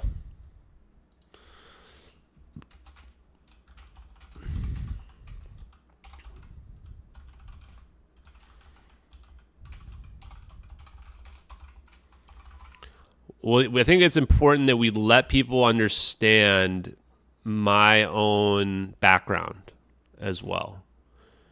That I was never a conspiracy theorist. And it's that you protested masks during a pandemic. Yeah, masks don't stop viruses, guys. Just spoiler alert. Put a context on my YouTube, but you can't stop a virus with a mask that's not sealed. I hope people understand that. It shouldn't be very controversial, but apparently it is. Just spoiler, you guys know what my job is, right? I've worked in healthcare IT for 20 years. Here's another spoiler. Nurses and doctors never wore masks before 2020. Unless they went into the room of somebody who had like a very serious contagious disease. They literally never wore masks. Not during flu season, never. Surgeons don't wear masks for viruses. Surgeons only wear masks so that they don't spit into open wounds while they're doing surgery because there's bacteria in your saliva. So I know that's hard for a lot of CNN brains to accept who might be in our chat right now, but that's the reality of it. I didn't think this would be a very controversial thing, and this is why I fought against the disinformation of this idea that people that don't have symptoms can somehow be sick. That's also a complete lie. There's no such thing as asymptomatic transmission of a virus. Just look up at how viruses work real quick. I'm sorry we have to dig into this sideshow, but look up how a virus works. Look up how the viral replication process works. When do symptoms happen? What even are symptoms? Symptoms are what happen when the virus is replicating in your cells and breaks free and bursts. So if I don't have any symptoms, that means the virus is not replicating inside of me. That means I cannot be contagious by definition. And the last thing I want to say on it is, because people have we're in this post-truth world where people just believe stupid crap that they hear on TV that their friends tell them, right? What was the last thing I was going to say? So the asymptomatic transmission, there's no such thing of it. I mean, it's funny how they just kind of forgot about the asymptomatic transmission thing, right? Like, oh, a healthy person should never have to wear a mask. So if you guys look at the lawsuit that I did put in there, you'll notice it was called No Masks for Healthy Californians. Because if you're healthy, you don't need to wear a mask. The only time I could even argue wearing a mask would be if you're actually actively sick. And even then, it's not going to do anything, but at least you can make yourself feel better, right? Just use common sense. Because, the last thing as well is that I learned in 9th grade biology, and I don't know when you guys learned it, that you can't make a vaccine for a cold virus. The reason why you can't make vaccines for a cold virus is because it mutates too fast. And what happened with COVID-19? It mutated too fast. Surprise, surprise. So, I don't know why people forgot 9th grade biology, but all of a sudden we decided that we could create a vaccine for a cold virus, even though we already had SARS-1 in early 2000s and we couldn't create a vaccine for it either. So this might get me demonetized on YouTube or deleted, whatever, but it's the truth. So I hope it doesn't hurt anyone's feelings. Yeah, if you want to wear a mask, man, wear a mask. I don't care. No one's going to stop you, man. No one's going to stop you. I'm not going to stop you. I've literally never yelled at anybody for wearing a mask in my whole life because it doesn't impact me. I don't care. It's just like the videos. Like, somebody says that the earth is flat or that Bigfoot's real. I mean, maybe Bigfoot is real. I don't know. But let's just pretend like I don't think Bigfoot's real. I'm not going to go tell them that thinking Bigfoot's real is stupid. I don't bother telling people if I think flat earth is stupid. It just doesn't bother me. It doesn't matter to my life. I think it's funny that these people that are obsessed with the masks think that everybody's against them. I guarantee nobody that's worn a mask has been yelled at by anybody. It's not a thing that happens. What happens is you try to go to the grocery store in 2020 and they yell at you and say you need to wear a mask to go inside the grocery store. Or you're not allowed inside if you don't have a mask on. That happened to me dozens of times. So, yeah. And what did I do? I said, okay, fine. I'm just not going to shop at your store. I don't care. I'll just go somewhere where they don't make me wear a mask to go inside. That's how freedom works, folks. It's great. I love it. Anyway, hopefully that doesn't get us demonetized, but there you go. Now you guys know the truth. Now you guys know the truth.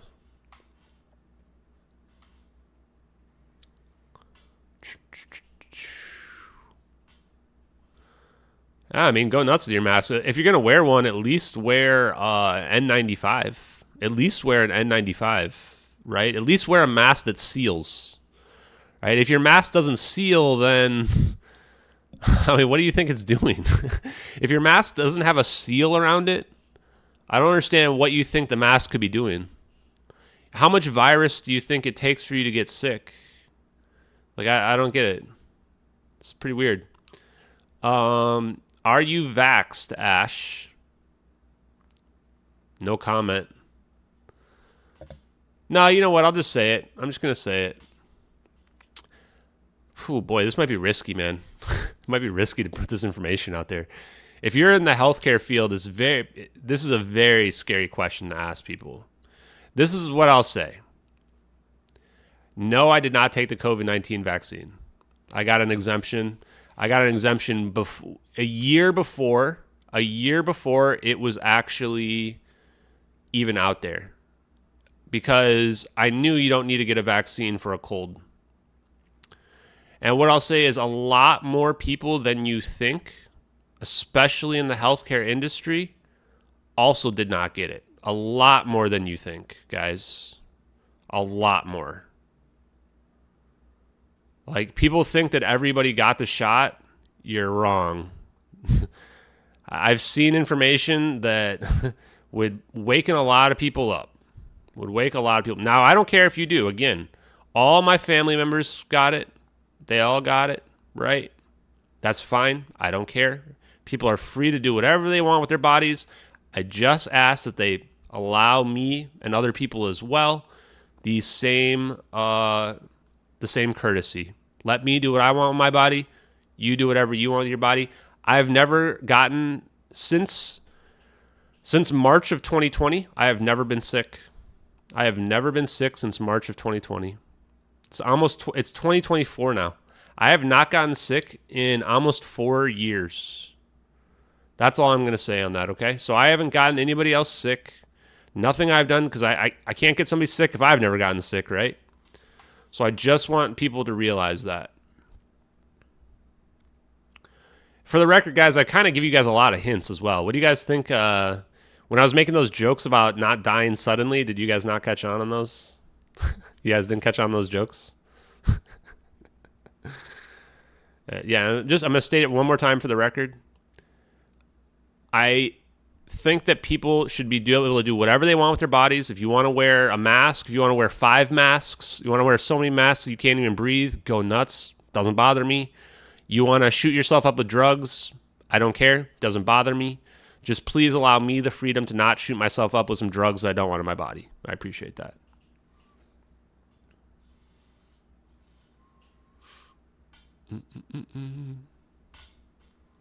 Yeah, I feel like it's time to tell the truth, right? It's time to tell the truth. I don't want to have this thing where people are wondering.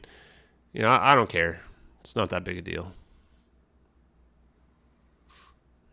Let's not make this about let's not make this whole stream about COVID, though. I feel like I'm going to get my YouTube strike down. He's spreading dangerous misinformation. He said that he learned in 9th grade biology that a cold virus can't be immunized against. Oh, man. 9th grade biology, man. YouTube's coming for me. Okay.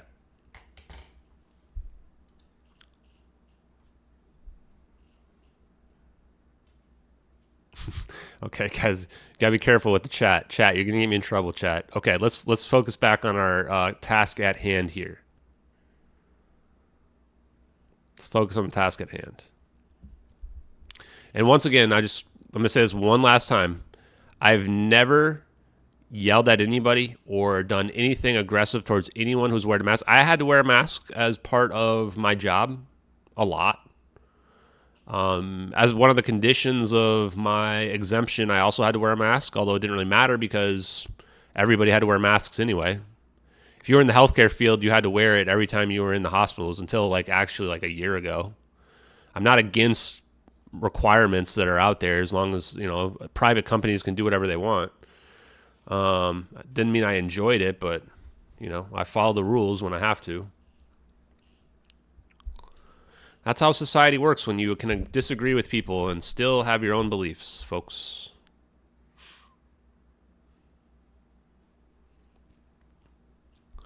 No, I wore the shitty masks that don't do anything. I want to be able to breathe, so I wore the whichever the minimum one that was required. So the one that was the surgical masks. I would actually just the nice thing is you go to the hospital and they would just give them to you when you walk in, so I didn't even have to bring my own. And plus, I, unlike a lot of people, make sure you throw away, just since we're talking about hygiene real quick, I'm going to help people out.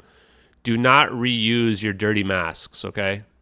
Nurses and doctors, they throw them away right at the end of their shift. Back in the old days, you were only supposed to wear it for an hour. And then you're supposed to throw it in a biohazard trash thing, not the regular trash, the biohazard trash. You shouldn't be re-wearing masks. That's disgusting. So, and that's part of the problem too, is that the filth that they create. There's a huge like trash. I mean, how many masks, billions of masks that people have been throwing away? Sucks, man. Not good for the environment.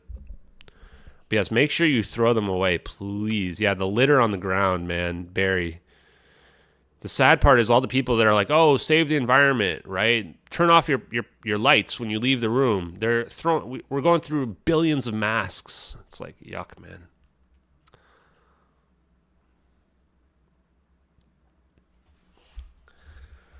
Okay, well, we did our political thing here. Joe, I think you missed it, but I haven't been sick in 4 years, so I'm definitely not spreading non-existent viruses that I don't have onto other people. I'm pretty sure about that. I'm pretty sure still that we can agree that you have to be sick in order to get somebody else sick, right?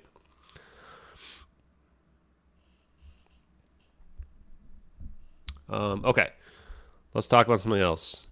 Oh, yeah, I'm ready for political questions, guys. Boy, I am ready for the political questions. Yeah, we're going on Tim Pool on Friday. We're bringing Dave Rossi with us.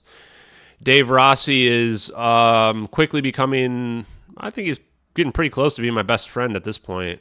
I love the guy. I think he's just a genuine, super nice person. One of the most humble people I've ever met. One of the most smartest people I've ever met.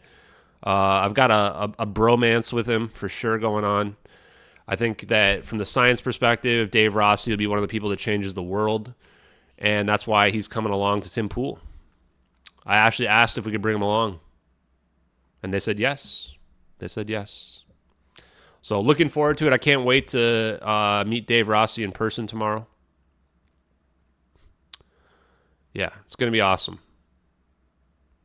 And then Friday, we're going to be on Tim Pool together. I think it's about a 2-hour show.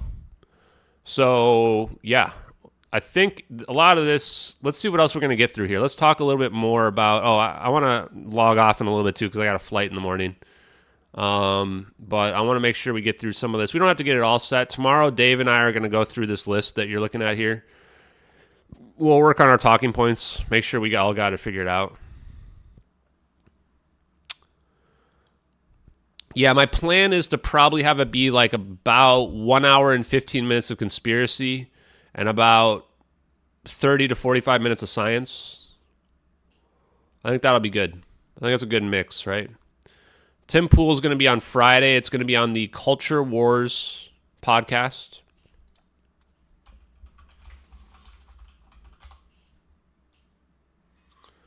It's going to be on this.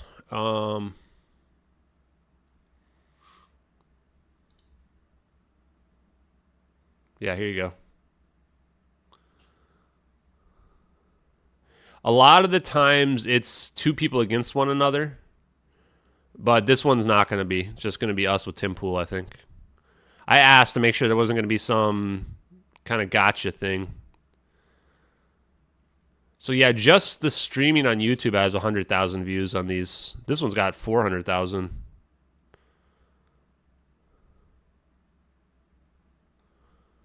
So yeah, it could go for over 2 hours. I could see this one going over 2 hours pretty easily.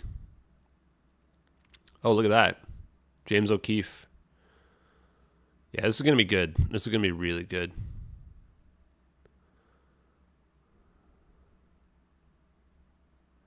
The topic is just electric too, man.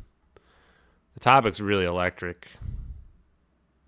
Yeah, I think it's going to be live. I think so. Let's see. I'm pretty sure it's going to be live streamed. I think they're all live streamed.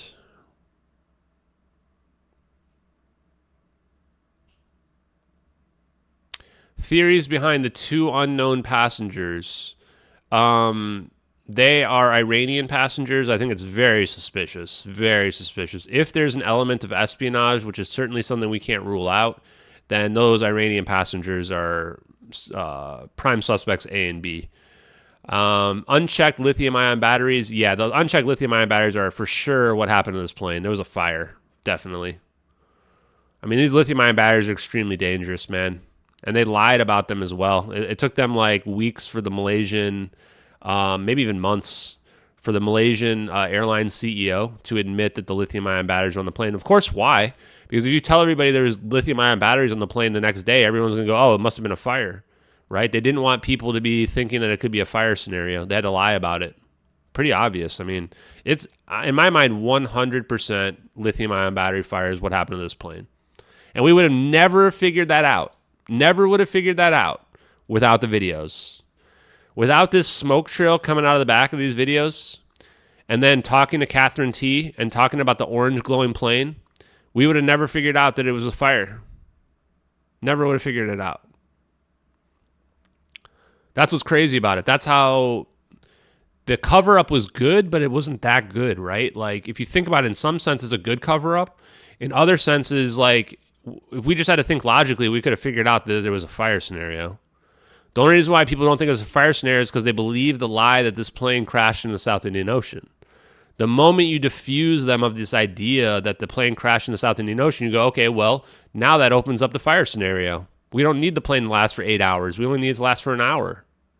That's possible. Especially with the fires contained in the forward cargo bays that are made for withstanding fires. I mean, look at that. 2 perfectly in sync videos. Everybody just wants to ignore 2 perfectly in sync videos. How are UFO people, how are they not more interested in this? These are the best, I think these are the best UFO videos of all time. I think these are actually the best UFO videos of all time. The only thing that I think is even close is the Turkey UFO video. And then maybe the DOD videos, but even those aren't like this, man. This is like, look at how high quality this is. We have it in color. We can see the azimuth here, or the non-radiating barrier. We can see the monopole. I mean, these are the best videos ever. That's why I don't even care if people think they're debunked or want to say they're debunked. Like, these are just the best UFO videos ever. We have 2 in perfect synchronization with one another. No hoaxer has come forward. No one's been able to produce these source files. They have information in them that could only be known by people who are in the know. We've got coordinates to 6 decimal places. If you're making a fake hoax video, why do you have coordinates to 6 decimal places that are accurate in your fake hoax video? Has anyone ever seen a hoax video that's got a satellite designation with 6 coordinates that accurately shift when the perspective changes? Man, there's a lot that debunkers have to just hand wave away for these to be fake. It's a lot that they have to hand. Look at those coordinates in the bottom left, guys. Look at those coordinates moving. 6 decimal places. And I bet if we were to measure it out, that it would be accurate to the scale of the size of the plane as well, right? Oh, we didn't even realize that. Ooh. The decimal places, we can actually measure how much they're moving. Is that accurate to the size of the plane? I bet it is. Wow. Keep in mind, guys, for these decimal places are highly accurate. So if we were to measure those decimal places, yeah, I think this, you can see the clouds moving, man. Why are people saying that this is artifact compression? I mean, to some degree there's going to be compression, but you can just see the clouds moving. Look at the clouds move. Look at this. The clouds are dancing, folks. This is not a 2D background. It's so stupid. Why are debunkers so dumb, man? Look at this cloud right here. Look at this cloud right here, the one I've got circled, guys. Look at this one. Look at it dancing. Look at it get larger and smaller. That's not a visual effect. It's literally the cloud changing shape naturally. Look at that. Oh my God, man. People wonder why I don't believe in the cloud debunk, because I'm just staring at the real videos watching the clouds change shapes. Like, you can tell some of this is like some artifacting in here, but the clouds literally changing shapes is not an artifact. It's not a compression. Clouds just literally changing shape. And that's only a period of like 5 seconds or something. Hey, Clamp Blizzard, thanks again, man.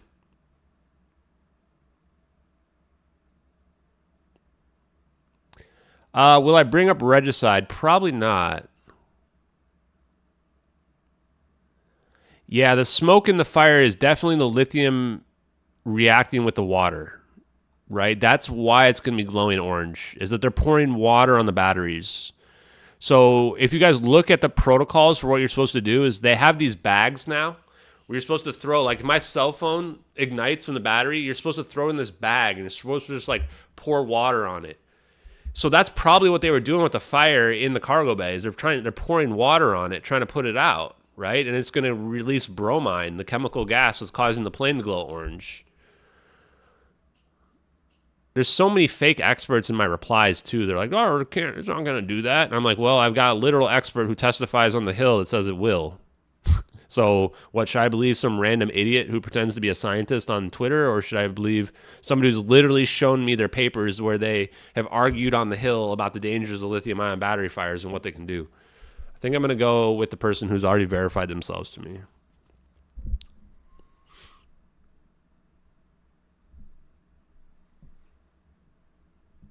Okay. So let's think of what else. So we are going to start with, we definitely need to start with, like, this is too hard to believe. And I want people to understand that I was never really a conspiracy theorist, at least before 2020. And then obviously you guys can tell from my reaction, the COVID stuff was probably my awakening, because I was somebody that believed all of the official narratives that were out there. And then I was in the middle of, I worked in healthcare 20 years, and now I'm watching the lies just pile up on TV and the propaganda. And I'm just sitting there in the middle of it going, what the hell? And I'll tell you guys this too, because I think, have I said this publicly? If not, whatever, it's fine. It's not part of my current job. Well, I got to be careful here. What am I thinking? Yeah, okay. So this is a story related to a previous job that I had, so this shouldn't get me in trouble, I don't think. I'm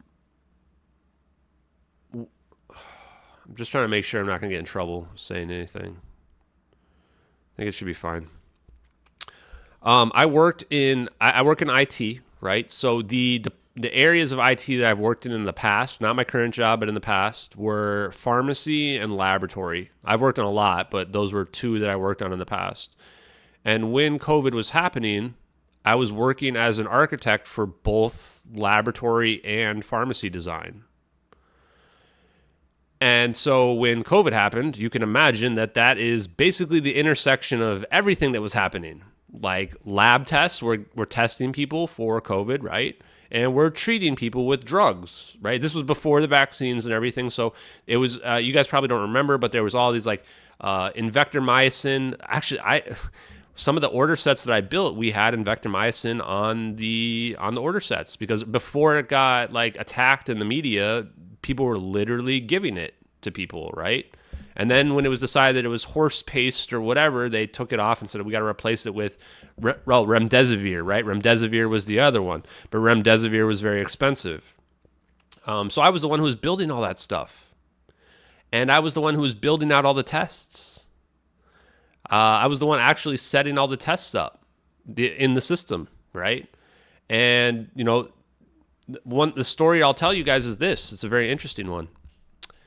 I was also the one writing the audits. I was the one writing the actual audits that I was providing to the people that I was working for on what were the positivity rates and who are the people that need to be isolated because their tests have come back positive.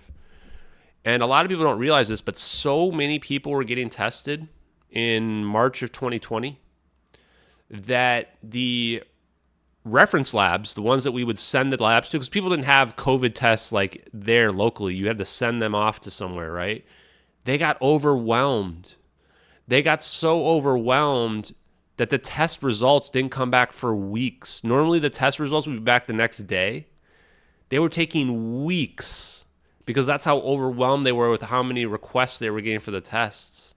And they had to ramp up their testing. And you can read about this in the news that all these people, they increased the testing capacities, blah, blah, blah, blah, blah, blah. And so people were already better before their test results even came back. That was wild. So that's the only thing I'm going to say on that, because I don't want to get myself into any trouble for giving away any other information that might be sensitive. But that was the beginning of my personal awakening into being behind the scenes and actually watching the process unfold, like in actual healthcare facilities, compared to what the media was saying, where everybody's telling you that it's the end of the world, right? It's not just Quest and LabCorp, but also ARUP. ARUP is the third one. Those are the big three. And I have a lot of experience building those tests out. Probably more than a lot of people on this planet. And that goes back to some of my old jobs where I worked as a lab IT analyst in a past life for several years as well. So I learned a lot about how lab systems operate. Which, side note, just to relate this to UFOlogy, now that I've given this information away, EBO scientist, I want to show you guys something real quick. We're going to go on a quick tangent because I am part of the UFO community now. I declared it. It has been declared. I am part of the UFO community. Move it aside, make room. Ashton Forbes is part of the UFO community now. Part of that UFO community. Let's find the EBO scientist. Oh man, you can't even find it when you Google it anymore? Wow. You can't even find EBO scientist when you Google it. Okay, let me find it. Don't worry, guys. I saved it. You know I saved it. This is why I save everything, guys, in my own personal databases. We've got it. EBO scientist Q&A Reddit 2023. Okay, 6th July 2023. This is this summer, and we can't even find it on Google. They deleted this person in real time from Reddit. I happen to think this is a very credible thing. I'm going to post this in the chat. Maybe it'll let me pin it, or am I banned from pinning stuff? Can somebody else pin my message? Why can't I pin anything? Like, I just can't pin my own messages. Weird, man. Anyway, I can already feel the debunkers clipping all my stuff today. It's fine. I'm not worried about it. So the reason why I found this credible is that the moment they got to the lab equipment, I realized they had to be extremely in the know, guys. Extremely in the know. This person's account, yeah, I can't pin anything. I'm pin banned. This person's account got deleted in real time while they were replying to people. Some of the messages were already deleted before they even posted it. It said deleted, and they were posting replies to people, which I've never seen anywhere on Reddit. Reddit is definitely controlled by the feds, 100%. That proved it to me, that they absolutely control the admins. They can force people to delete stuff in real time, anytime they want. They have full narrative control of the website Reddit. And that shouldn't surprise anybody who's been paying attention. This is not the work of one individual. This is a whole team of people. This scientific, you scroll through this is not the work of one person. This took a team of people, probably multiple PhDs and different PhDs and backgrounds. And this is one person who is familiar with that work, who is writing it all up. They also probably have a PhD. The part where I realized this was real is when they started talking about the labs and the lab equipment. The lab itself is located in Fort Detrick, Maryland, in a building used for legitimate biomedical research. The clandestine operations are carried out in a restricted part of the basement, out of sight from regular workers. Contrary to what one might imagine, the biosafety level is not maximal for this type of research. Indeed, the lab containing EBO samples or derived cell cultures is BSL-3, while the lab where the assays are conducted is BSL-2. I already know that from this point, this person's legit. The person that wrote this knows about how lab equipment works. And the reason why I know this is because even doctors and nurses don't understand lab terminology like this. This is somebody that actually works in a lab. And because I've worked in lab IT, I know, and I've worked with lab techs and lab managers and directors of labs. This is how I know that this part is real. So they either worked in a lab, if somebody made this up, then they talked to people that work in real labs and got this information. The BSL-3 area of the facility includes a freezer room and cell culture lab. So cell cultures and microbiology in general is one area of lab. Lab is broken up into 4 different areas. General lab, which includes hematology and chemistry. Then you have blood bank, which is going to be like your blood supply when they have to test people's blood to make sure that it's going to be compatible and do transfusions. Then you have anatomic pathology, which is if you have like growths, when they want to look at the growth and try to determine if the growth is like cancerous or not. And so the anatomic pathology lab is like, well, they'll literally take like chunks of people and they'll cut it up into slides and look at it. And then the last one is microbiology. So my expertise has been in gen lab and microbiology for the most part. I'm not very good with anatomic pathology, but I understand it. And I don't like blood bank that much. I don't like being around blood in general. But from the microbiology standpoint and from the general, and then there's a new emerging area, which is, what am I thinking? Genetics. Genetics is going to be the last one. So genetics is where they're actually mapping your genome, and it's a very detailed assessment. That's the reason why that's so different, is that the results are way different than the others, and that's generally why they all differ, is because think of like the structure of how the result comes back is going to be different for all of them. So the simplest ones are gen lab, because the gen lab result is your hemoglobin is 72, and that's not going to be accurate, but I'm just making that. That's not accurate to the reference range, but your hemoglobin 72. So you just need something that has a numeric field that says 72. When you do microbiology, you need to know how much growth there is. And when they do the growth, they also will do susceptibilities. So they're going to say, okay, what type of penicillins and what types of things is the growth resistant to, is the bacteria resistant to? So when we're talking about microbiology, we're talking about bacterias, right? And then when we're talking about anatomic pathology, they're talking about, does it look like this is cancerous? So there it's more of an interpretation. Somebody's looking at it and they're interpreting it, and they're giving you an interpretation of, yes, it looks like there's a moderate risk of cancer related to this growth that they looked at in the slide. And then in blood bank, yeah, pathology is a nightmare to code. That's why I don't like pathology, and I don't like blood bank for the same reason. Because blood bank, then you're looking at, okay, what are the stereotypes and all the different all the stuff related to, like, okay, this adds up to being, this is 2+ or 3+. Okay, that means you're B positive, and this is going to be compatible with somebody else, right? It's over my head.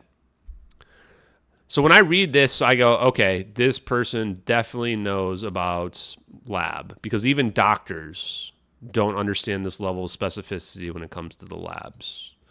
The BSL area 3 includes a freezer room and cell culture lab, so they're actually doing cell cultures. So this is a microbiology lab they're talking about, and potentially they might have a genomics lab as well, and is only accessible through an antechamber from the BSL2 section. EBO carcasses are preserved in horizontal freezers at a temperature of -80 degrees Celsius nominal. To maximize the preservation of these carcasses, they are preserved in vacuum bags, and the air in the room is controlled to minimize humidity. This also makes sense.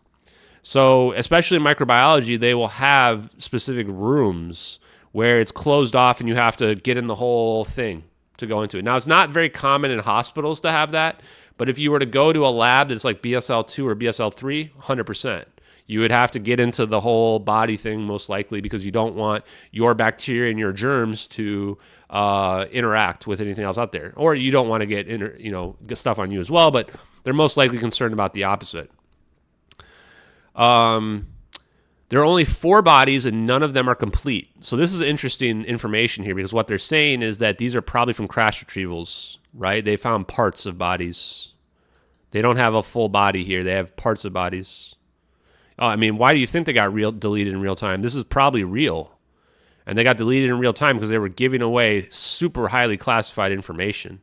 Yeah, I'm going to probably close out in about 5 minutes, Bernie, so I'll send people over to you. Bernie, if you're interested, you could look into this. I know you're more into alchemy and stuff as well, but man, the EBO scientist thing is this is a rabbit hole, my man. It's obvious that these creatures have died from result of major trauma. So what this means here is they're saying this is a crash retrieval situation, right? Major trauma would mean that these things crashed, the bodies were ripped apart.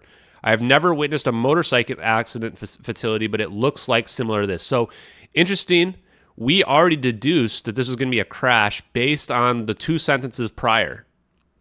And then they say, oh, this would probably be similar to this. This tells us that the person that wrote this is not a doctor themselves. They're not a medical doctor. A medical doctor would know what a motorcycle accident looks like. This is somebody who's a PhD. This is somebody that's working in like a lab, that they're looking at bodies because they're doing cellular analysis. They are doing bacterial analysis, because they would want to do bacterial analysis as well to see like what are the bacteria that are inside this body. Because is it going to be the same as the bacteria that we have on Earth? And then they would also want to do DNA samples and testing, right? They want to do the genomics as well. They'd be interested in that. And this whole thing, we're not going to go into it all tonight, but this is why when I read this, I'm like, holy crap. I was like, holy crap, this is probably real. I mean, this is a bigger leak than anything David Grush has ever said. Just to put that out there. This is bigger than anything David Grush has ever said. He said that we have bodies. Well, this is a complete physiology. This whole thing, if you guys read it, it's like 30 pages long. This is a complete physiology of an alien body. So I don't know if aliens are real, but if they are, then I would say with very high degree of certainty that this is legit.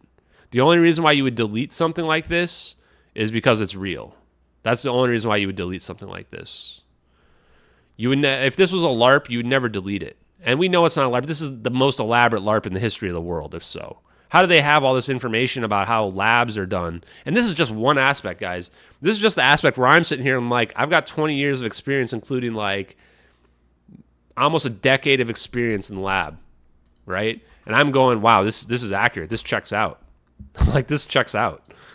And then this is just one part. They go into stuff about the cellular makeup and what the cells are like in this, of the DNA. And they basically say that they have the same DNA as us, except for that it doesn't have all the extra bits. I mean, it's very compelling. They go into the full physiology. They even say that they don't excrete waste the same way we do, and that they can excrete waste through their skin. It's weird, man. Okay, so let's just finish the rest of this sentence, this paragraph. It is acknowledged that there are more EBO carcasses at other locations. The cell culture laboratory, as its name suggests, is where cell lines derived from EBOs are grown and related activities are performed. That's a microbiology lab. I'll talk in more detail about these specific cell lines later on. This is also probably a genomics lab, so it's probably both a microbiology and genomics lab that they're talking about here. The BSL-2 part is mainly used for assays, immunochemistry, genetic engineering, immunochemistry, and storage. Okay, so this is the part where I'm like 100% this person works in a lab. No doubt whatsoever. There's no hoaxer that's making up this detail. This is accurate. If you're a lab tech, you talk about assays.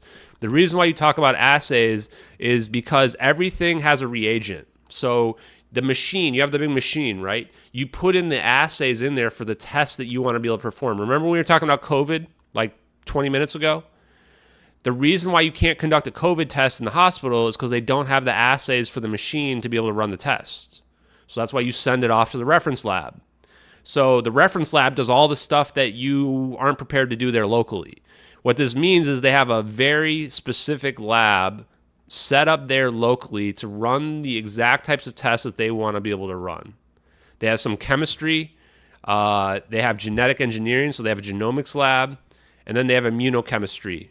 So they're going to have their microbiology lab as well. And then they have to have the storage as well. So everywhere where you have microbiology, you're also going to have storage freezers and refrigerators where you keep all the specimens and samples that you want to keep. This is just like, when I'm reading this, I'm going, okay, this is legit. There's also a cell culture lab. There we go. But this is mostly used for traditional cell lines. So this is where they're actually talking about a microbiology lab here. Other than those labs, there are amenities that you could find in any office. Note that the internet access is limited to senior staff and above. However, there is an intranet for bioinformatics needs. Wow. Just wow. If you think someone's faking this, my God, man. What did they do? They went and worked in a lab for 10 years? This is just one of the requirements to be able to fake this.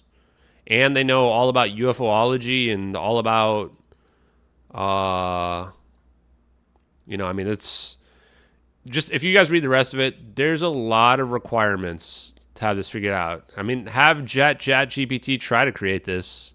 That's not how ChatGPT works, guys. We've been using Grok every day. So the reason why, again, the only people that can understand this stuff to be real is people that actually know the science behind it. So if you're somebody like me and you know the lab behind it, then you know that this paragraph is legit. Nothing in this paragraph tells me that this is fake. Everything in this paragraph tells me that this is somebody that actually works in a lab. And that's what you need to understand, that this whole thing is real. And now this is just from my perspective, of course.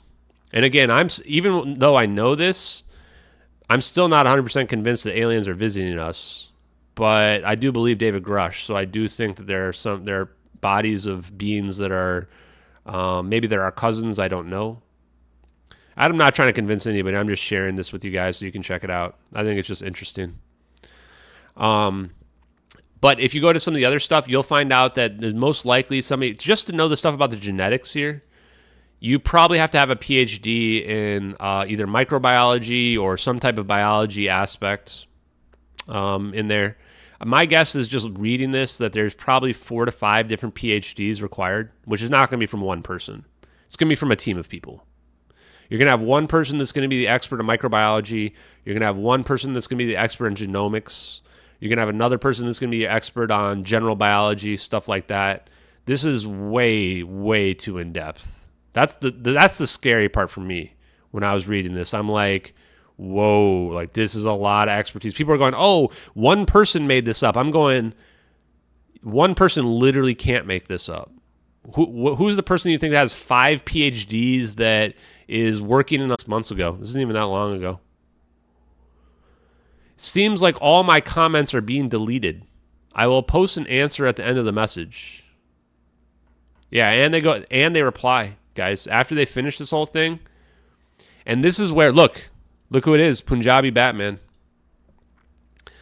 Damn, okay, wow, I'm taking you a lot more seriously and leaning on you being truthful. Out of curiosity, I want to ask some more complex questions. This is, when I read this response by Punjabi Batman, this is before I ever was involved in Punjabi Batman, of course, because this predates the investigation. This is when I really realized that Punjabi Batman is somebody who, he's probably pretty well educated.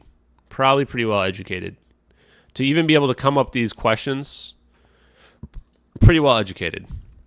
This post right here is actually why people tried to tie Punjabi Batman to EBO scientist. The reason why we know Punjabi Batman is not EBO scientist is the same reason why it's not written by one person, right? It's not written by one person. And lab techs also can't make this up. Lab techs are not PhDs. Lab techs are just, you can be off the street and you can become a lab tech. That's the other problem with it. That's why a lab tech didn't make this up either. This is a group of people that create a comprehensive body of knowledge. And if you're in the UFO community and you don't believe this is real, then I question your authenticity. This is probably the best evidence of aliens visiting us that exists online at all, out of anything. This is a better evidence than the alien DNI video. This is simply the best evidence out there. If you believe that aliens are visiting us, then you should 100% believe in this. And I think the reason why people don't believe it is the same reason why people don't believe the MH370 videos. Because people in general are completely ignorant to the science. People in general just do not understand how science works. Because if you understand how science works, then you understand that everything we see here is consistent with science. Now, it's a very advanced science, but it's very consistent with science. And then if you look at this as well, you understand that everything in here, if you read the replies too, you'll find out that everything in this whole physiology of an alien being is consistent with science in every single aspect. I mean, nervous system, musculoskeletal system. This is a complete physiology of the whole body and cellular analysis and DNA analysis. It's like, whoa. Circulatory system, respiratory system, biological system. So this is not just one PhD that did this in one person. It's multiple people, folks. It's multiple people. I'm pretty sure they're not going to wheel out the physical bodies, right? If they deleted this person in real time, I don't think that they're going to wheel out the bodies anytime soon, folks. So I think this is, in my mind, and also interesting, it was consistent with what people reported from Moment of Contact by James Fox. Not a friend of the show, not a friend of ours, but from what those people said about the ammonia smell from the bodies, or from the beans that supposedly landed or whatever. And I'll be honest, I'm very skeptical of James Fox and anything he works on. He might be telling the truth. I don't know. I don't know what his motivations are. But this is consistent with his interviews that he did with people in South America, which is why I think there may be some credibility to what he did there. So yeah, if you are interested in aliens and UFOs, you definitely need to be familiar with this particular situation. And this is why I think they tried to discredit this by tying EBO scientists to it. Or I mean tying Punjabi Batman, is that they were able to knock out two birds with one stone. Punjabi Batman, I think that they were trying to say that he's this person because that way they could discredit both Punjabi Batman and they could discredit EBO scientists. Punjabi Batman has definitely been a thorn in the side of the intelligence communities. Perhaps even more than we have been. They definitely wanted to make sure that Punjabi Batman is not somebody that people believe on the internet. And that's why they banned him from Reddit, right? He was digging a little bit too much into the videos. And I just have a feeling that he's been getting some help from somebody. It's just a little, he seems to know a little more than he should know, in my opinion. That's just my opinion. Could be wrong. Maybe he's just a rogue actor. I don't know. Yeah, so anyway, you guys should read through the questions. Yeah, James Fox is probably a good guy, but I think he probably has the same problem that everybody else does. He doesn't understand how science works. And when you don't understand how science works, that makes you a little too skeptical, right? If you can't understand science, you have no concept of science, then you're never going to be able to understand the true implications of disclosure. And that's why a big aspect of what we're doing here tonight is we dig into the science. This is why we look at LK99. Because once again, the science is extremely important. You cannot have one without the other. You have to be able to understand the science. You have to be able to understand how a craft could get here from the Andromeda Galaxy, how Biju can get here from the Andromeda Galaxy. And the answer is superconductivity. Superconductivity will lead to magic. It will allow us to achieve superluminal speeds. It will potentially allow us to break down the fabric of space-time as necessary. Yeah. So anyway, I hope you guys enjoy that. Oh, I've watched The Fifth Kind. I've watched it. Compliziert, I've watched it. The movie The Fifth Kind, that was a scary movie, man. That movie freaked me out, man. I love those corny, cringy horror movies. They're my favorite. Those are my favorite. Yeah. Science-based evidence is step one.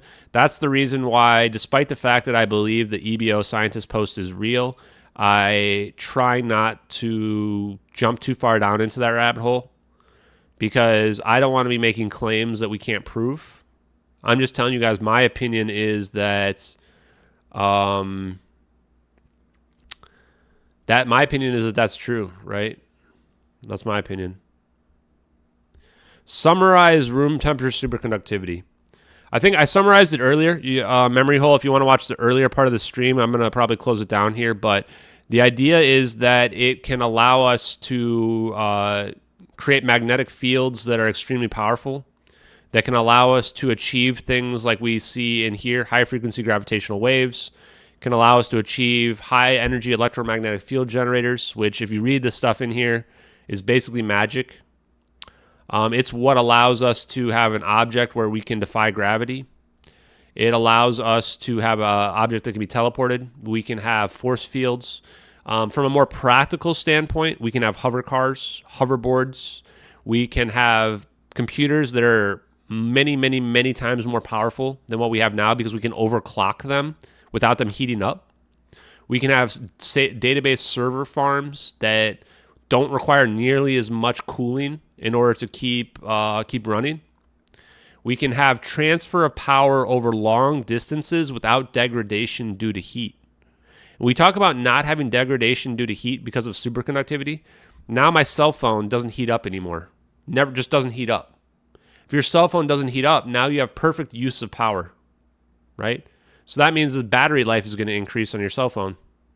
It also means that if we produce power somewhere else, we can transfer it anywhere else in the world we want with no loss whatsoever. Just think about that. That can mean green energy because that means we can just go into the places that are windy and take all their wind farms and we can transfer that power anywhere we want. And those are just some of the practical applications.